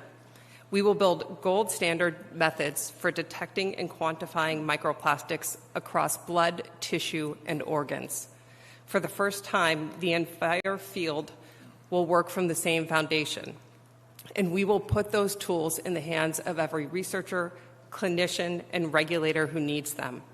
We will also build a clinical test under 15 minutes and under $50, because the ability to measure your own microplastic burden should not depend on what you can afford. At the same time, we will address the mechanism of microplastics. We will map how microplastics move through the body, which ones accumulate where, and which pose the greatest risk. The result is the first evidence-based ranking of plastic materials by biological harm. This will create a shared foundation for scientists, policymakers, and industry. And lastly, we remove. STOMP will develop targeted interventions to limit accumulation and clear what's already there, precisely and safely, built on everything that the first phase reveals. Every tool that STOMP builds, from the affordable clinical test to the openly shared measurement standards, is designed for access, not for exclusivity. That is how you protect national health, and it is how you lower the downstream costs that microplastic-related disease will otherwise impose on our healthcare system. This program is built for every American, for the pregnant mother and her child, for the farm worker, the factory worker, for the patient managing a chronic disease, for everyone who is carrying a burden that we cannot yet fully measure. This field has been working in the dark long enough, and STOMP turns on the lights. Thank you.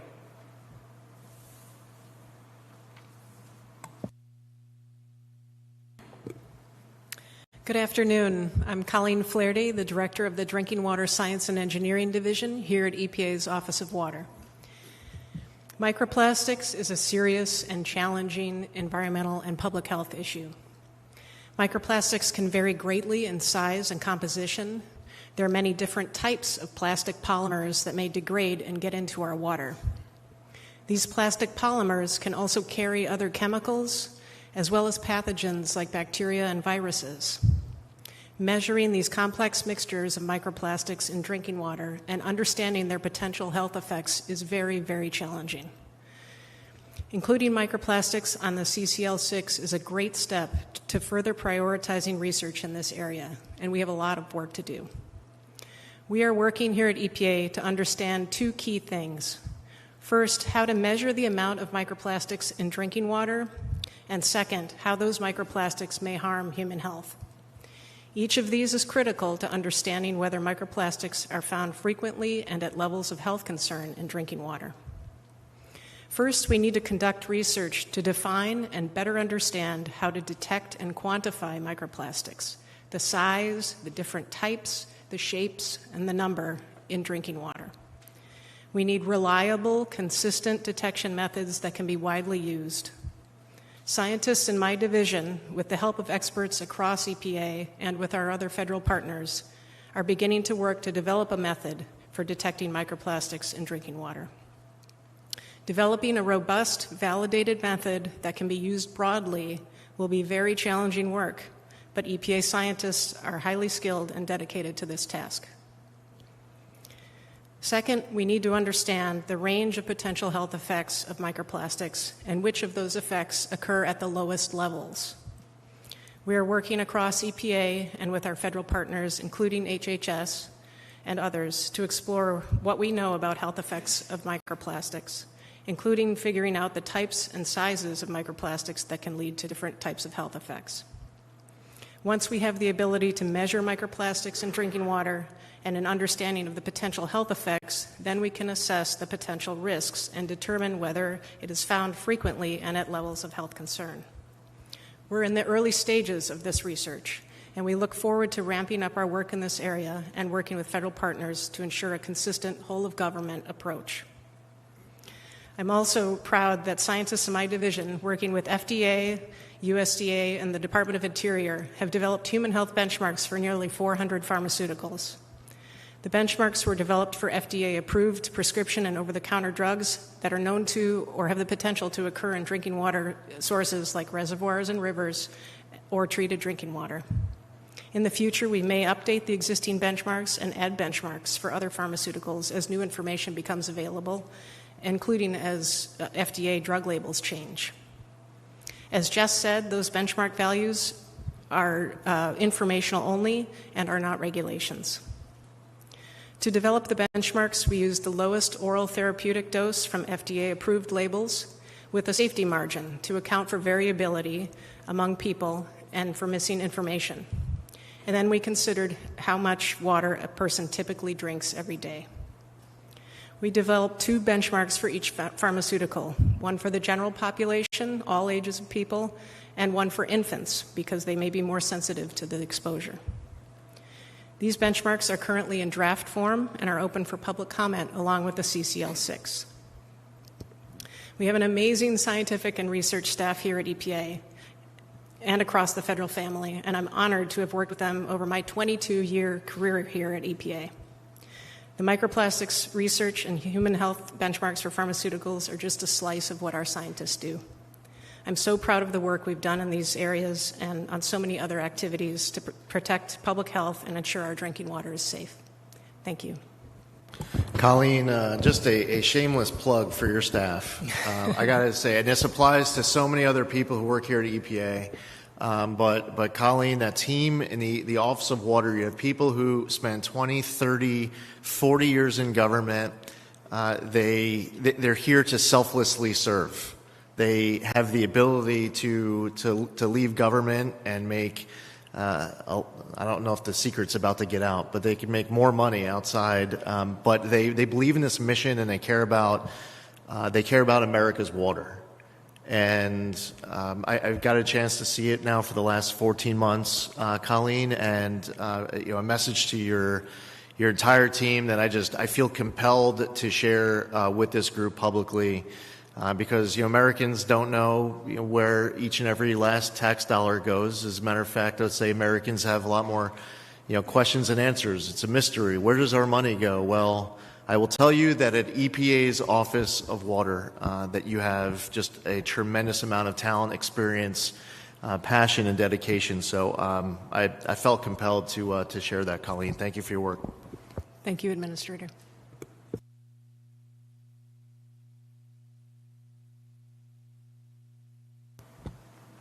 Good afternoon. My name is Marcus Erickson. I'm the co-founder of the Five Gyres Institute, studying ocean plastics on a global scale for about 20 years. There should be an image coming up. Is it there? Okay, so what you're looking at is a map of the world, and that's a published image that we showed, showcasing that we have found microplastics in the global ocean. And our estimate, published 3 years ago, was 170 trillion microplastics particles worldwide adrift. But I want to show you the graph next to it shows in the last 15 years this exponential rise in the abundance of microplastics. And what the trend we're observing, it's a 40-year trend that we watched, is it was pretty much steady state until around 2005, 2010. Then this exponential rise, it's fragmenting. It's getting smaller and smaller. Everywhere we look, we're seeing smaller and smaller microplastic particles. From the macro litter you might see around the world to the micro as it shreds. And now what we're doing here is looking at the impact. We're trying to monitor impact, look at the impacts of the nanoscale. Next slide, please. So as it gets smaller, and when we say small, I have some images here to show you what that means. When we say a nanoplastic particle, think of something 1/100th the width of a human hair. Really tiny stuff, and even smaller. At that scale, it gets very difficult to monitor and identify what those things are, but I want to point out that the abundance really increases. It skyrockets. Now I would estimate that there are more nanoplastics among us than there are grains of sand on the beach or stars in the sky combined. And we're really awash in these small particles. And I brought a petri dish put out here. If we left this out here all day long, by the end of the day, there might be hundreds, if not thousands, of nanoplastic or nanoparticulates that are settling into that dish. You touch anything as if like this synthetic textile, and there's 100 right there. So they are among us, they are abundant. But we need to really understand the data gap is how do we measure this? And then once you measure it, you have to measure it first, and then you understand what is the impact, what is it doing in our bodies. Now at that scale, that's when we see, research is showing from my colleagues here, is that it enters our body through inhalation, through ingestion, even through dermal transfer. So that's where we are now. Next image, please. So after a lifetime of studying microplastics, after 20 years of that, microplastics in our oceans, It's the ocean of nanoplastics in our bodies that concerns me the most. To measure first, to monitor and mitigate what you cannot see, that's the challenge before us. And that's where I really want to acknowledge STOMP, ARPA-H, EPA, HHS, and the leadership of Secretary Kennedy and Administrator Zeldin for taking this on and bringing this issue to the forefront and putting some teeth behind the research. Thank you.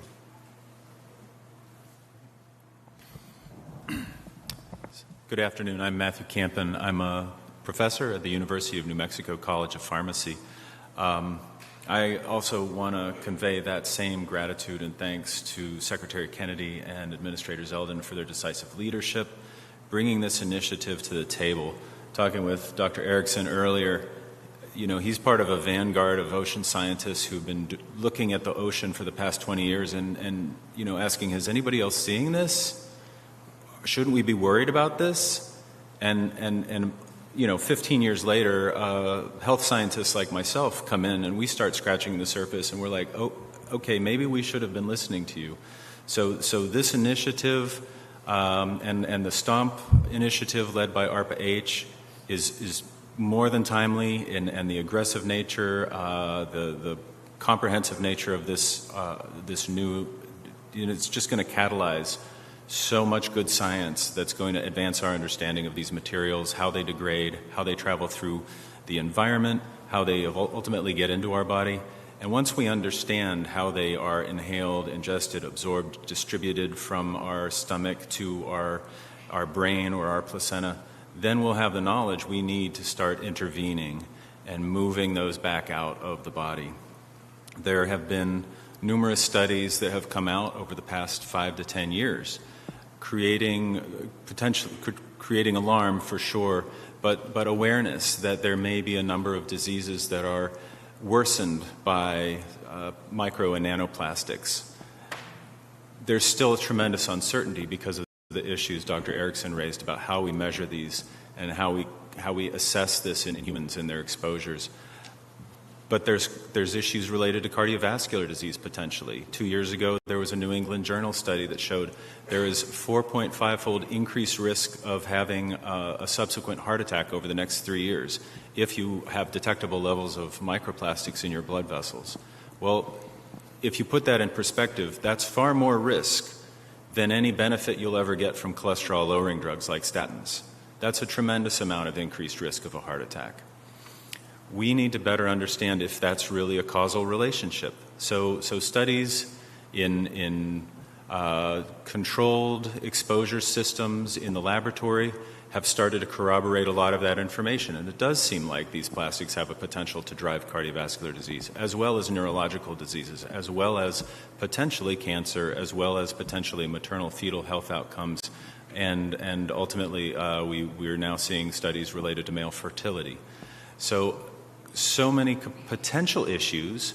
Right now, we don't have enough information to say that there's truly a threat, but with the exponential increase in these materials and the delay from when plastics are created and used to what could be generations of humans before they degrade and become micro and nanoplastics, we need to have information now so that we can move forward with thoughtful approaches to protecting human health. Thank you. Good afternoon. My name is Leo Trisande. I'm a pediatrician and direct the NYU Grossman School of Medicine Center for the Investigation of Environmental Hazards. Make no mistake about it, plastics represent an urgent and multidimensional threat to human health. You've heard a lot about micro and nanoplastics today, but that's part of a broader multidimensional problem, because there are also chemicals used in plastic materials and chemicals that are added inadvertently to plastic materials that are likely being trafficked to human tissues as a result of plastic exposure, ultimately. What we know about these chemicals, particularly the few chemicals we know about, there are 16,000 chemicals in plastic. We know nothing about 10,000, and we know so much about a small number of chemicals that tells us frightening details. That's particularly about bisphenols used in aluminum can linings and thermal paper receipts, phthalates used in food packaging, flame retardants, per and polyfluoroalkyl substances, nonstick cooking, and oil and water resistant clothing, not to mention dioxins that arise out of burning plastic in the process of getting rid of plastic ultimately, that are real problems. These are codified as human health threats by independent scientific entities such as the Endocrine Society, the American Academy of Pediatrics, the World Health Organization, and United Nations Environment Program, just to name a few. And the impacts run from cradle to grave and womb to tomb. That's because these chemicals hack our hormones, our natural signaling molecules that underlie so many basic biological functions to humankind, from temperature to metabolism, salt, sugar, and even sex. We're talking about growth restriction in utero. We're talking about prematurity, 8% of prematurity globally that can be traced just to one chemical that we know about, phthalates in particular. We're talking about obesogens, chemicals that literally make us fatter, at least 50 or so that we know about to date. Contribution to adult cardiovascular disease is quite substantial. We're talking about 50,000 deaths in the United States, $24 billion in lost economic productivity annually as a result of ongoing exposure. And the healthcare costs are particularly real. Just on the few chemicals that we know about, the United States healthcare cost contribution of plastic exposure right now is $250 billion. 1.2% of our gross domestic product goes out the window as a result of toxic exposures that derive from plastic. And yet we have so much to do. We need to better understand in an integrated way plastic exposure, chemicals together with micro and nanoplastics. We need to take a broader perspective. We need to get better at measuring these exposures because we're probably underestimating the scope of the problem. As an epidemiologist, I'll tell you that exposure and precision often biases your results the wrong way, not finding what you need to find, ultimately. So we need to measure and we need to intervene. As a practicing pediatrician, I'll tell you that we know that there are safe and simple steps that we can all take right now to start to address the problem. Not microwaving, machine dishwashing plastic, consuming less canned food, using more glass and stainless steel, just to name a few. Measuring PFAS in serum, because there are steps that the National Academy of Sciences has outlined for intervention based on clinical testing. But we need to get in the right lane when we see a visible problem before us in the form of micro and nanoplastics.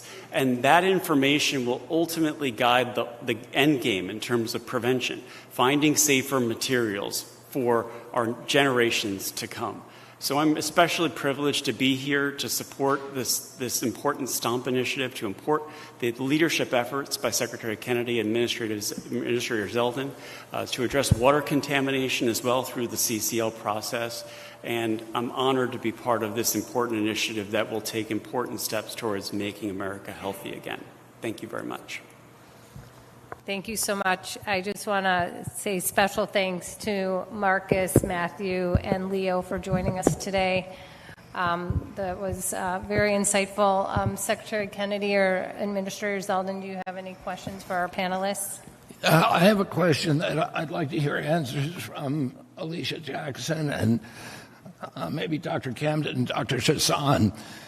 Many people might be watching this, many Americans, and respond by saying, we already know so much about plastics. We know there's a spoonful in each of our brains. We know that it impacts the prematurity of premature births. It has dramatic impacts on heart attacks, on cardiovascular disease, and strokes. Why do we need to know anything more? Why is this science critical before we act? Or can we be acting now? Shouldn't we be acting right now without even needing to know anything more? Thank you, Mr. Secretary, for the question. I feel exactly the same way when I learned about the scale and depth of the challenges with microplastics in our health, and especially for my children. It's such a large problem and so broad that if we were just a stop right now, we wouldn't even know where to begin. We simply don't know the specific microplastics that are going to each part of our body. So whether that's polypropylene, polyethylene, polyvinyl chloride, PET, there's so many different types of microplastics of different size and scale. They go to different parts of our body, from the brain to even the mitochondria. And the fastest route we have is to understand which of those microplastics are causing the most harm and focus on those as number one, focus the most resources on those, and that's exactly what we're starting with here. I agree, Secretary Kennedy. Action now can be taken based on the knowledge we have. It's a complicated problem because we have, you have to address production, recycling, and you have to address waste management. There's so many aspects that will need to be revisited in light of the knowledge we have. But to Director Jackson's point, we need the knowledge now to protect human health, because all of those actions from a big public environmental health policy standpoint will take a long, long time to turn that corner. And it could be 30, 40 years before we start to realize change that's relevant. And I brought these because we were talking about how microplastics are something we think about but don't visualize. These are real ocean macroplastics that come from the Pacific garbage patch, and I'll pass those down if people want to see those. And what we do is grind them, pulverize them down to this. These are real microplastics, less than 20 micrometer, even nanoplastics in here. This is the kind of material that we can learn a lot from in terms of how it distributes through the human body, and get to Director Jackson's point about which microplastics are most likely to be problematic. And that can help us change policy and management around which materials are used in the marketplace. Secretary Kennedy, thank you for the question. I feel as though we're in a similar moment to roughly in the 1970s, where EPA took leadership steps in getting lead out of gasoline. And at that time, we didn't have perfect causal effects linking exposure to outcome. But we had the courage to act. And Sir Austin Bradford Hill, who described the criteria for causality, made it very clear that the urgency of the action means you weigh the evidence before you at the time and you make a decision. And we have so much evidence to act now and so much more work to do at the same time. Our evidence and understanding of lead exposure has evolved over the 50 years that have followed. We'll do the same thing over the years to come with micro and nanoplastics. And think about, from the sustainable chemistry perspective, the valuable information we can provide for the future of folks who should rightly profit over making products that are safe in people's lives. I think that's a real hope that we can offer for the next generation. Thank you. Well said. I would invite any of the members of our panel to jump in on this, and Colleen, if you have any thoughts, feel free to share as well. We also added pharmaceuticals onto the candidate list of contaminants, and if any of our panelists have any thoughts, any insight, we have some great experts here on the panel. I would welcome you to share any of it now.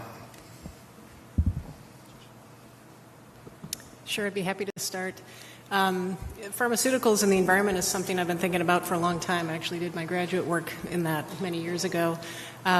So I think it's really interesting because they're chemicals that are designed to be biologically active, and they can get into the water in a number of different ways, through excretion through the human body, as well as through flushing or other disposal mechanisms.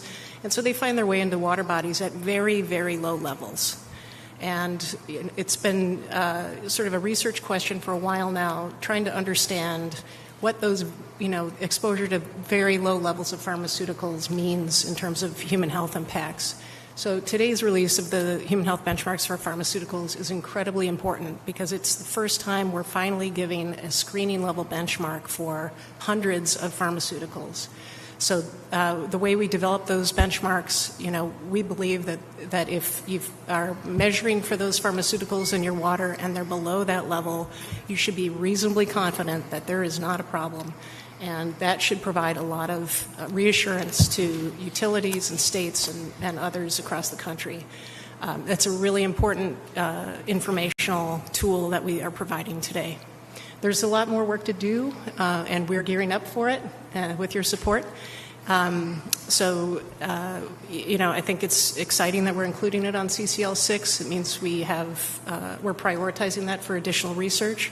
And if we start to find, that there are pharmaceuticals, that are occurring in systems at a frequency of concern and above, levels that we think is a health concern, then we have tools under the Safe Drinking Water Act to address those risks.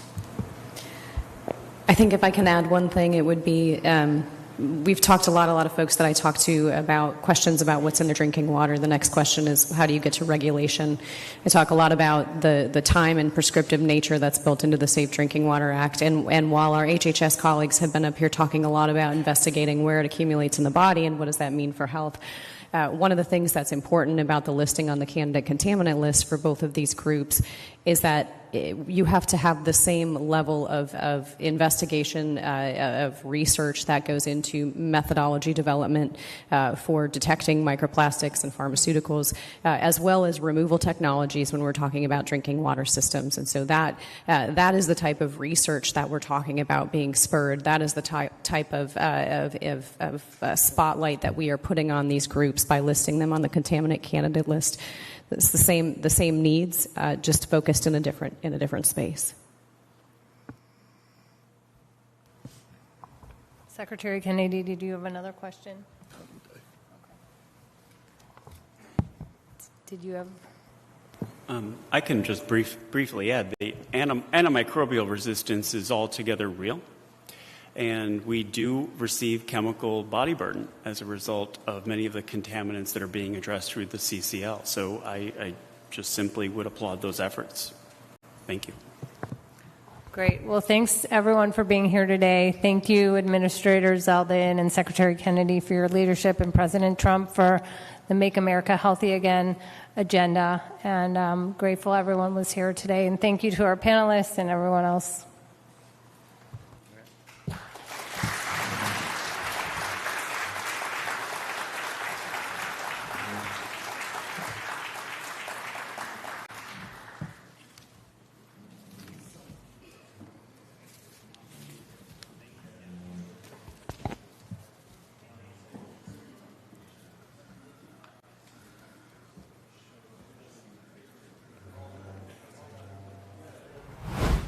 All right, there you go. A live MAHA event in our nation's capital. Of course, the MAHA announcement combining information about microplastics here. So the RFK Jr. HHS Secretary saying there's microplastic exposure even before birth. And today, HHS, alongside EPA, are announcing STOMP. It's systematic targeting of microplastics, which will confront microplastics as a human health threat.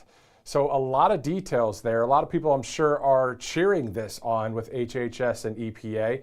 When we talk about, various sponsors here at Right Side, including Cove Pure, they talk about microplastics as well. They have that clear wave technology that takes that out of the water system. But why is it even there in the first place? So that's what EPA and HHS, in combination of the Make America Healthy Again movement, is all about. So great to see that. If you're just joining us, or if you kind of watched it mid-stride, go ahead and replay the entire event, learn about it. I mean, this is something that we definitely voted for in our country, Making America Healthy Again. This live stream brought to you by a number of sponsors, including mypillow.com/RSBN. Of course, if you go to mypillow.com/RSBN, you'll get quite the discount using that RSBN promo code. Always good to save some money, always good to have some great products. You could see them, a few of them right there on your screen. You see the warehouse moving sale that's going on, 80%, up to 80% off a number of great products right there at mypillow.com/RSBN. Also, if you'd like to donate to Right Side, all you have to do is go to rsbnetwork.com/donate, rsbnetwork.com/donate. Let me give you that address as well for those that would like to send a check. I know a number of you do. Thank you so much for donating to Right Side Broadcasting Network. 1550 Opelika Road, Suite 6, Box 344, Auburn, Alabama 36830. Thanks so much for live streaming and here on Right Side Broadcasting Network. A shout out to Robert McNeely, who held down the fort for about 2 hours there covering the pre-show coverage. And we'll be back here tomorrow on Good Friday, right here in April. I'm Matthew Alvarez. Thanks so much for watching. We'll see you tomorrow.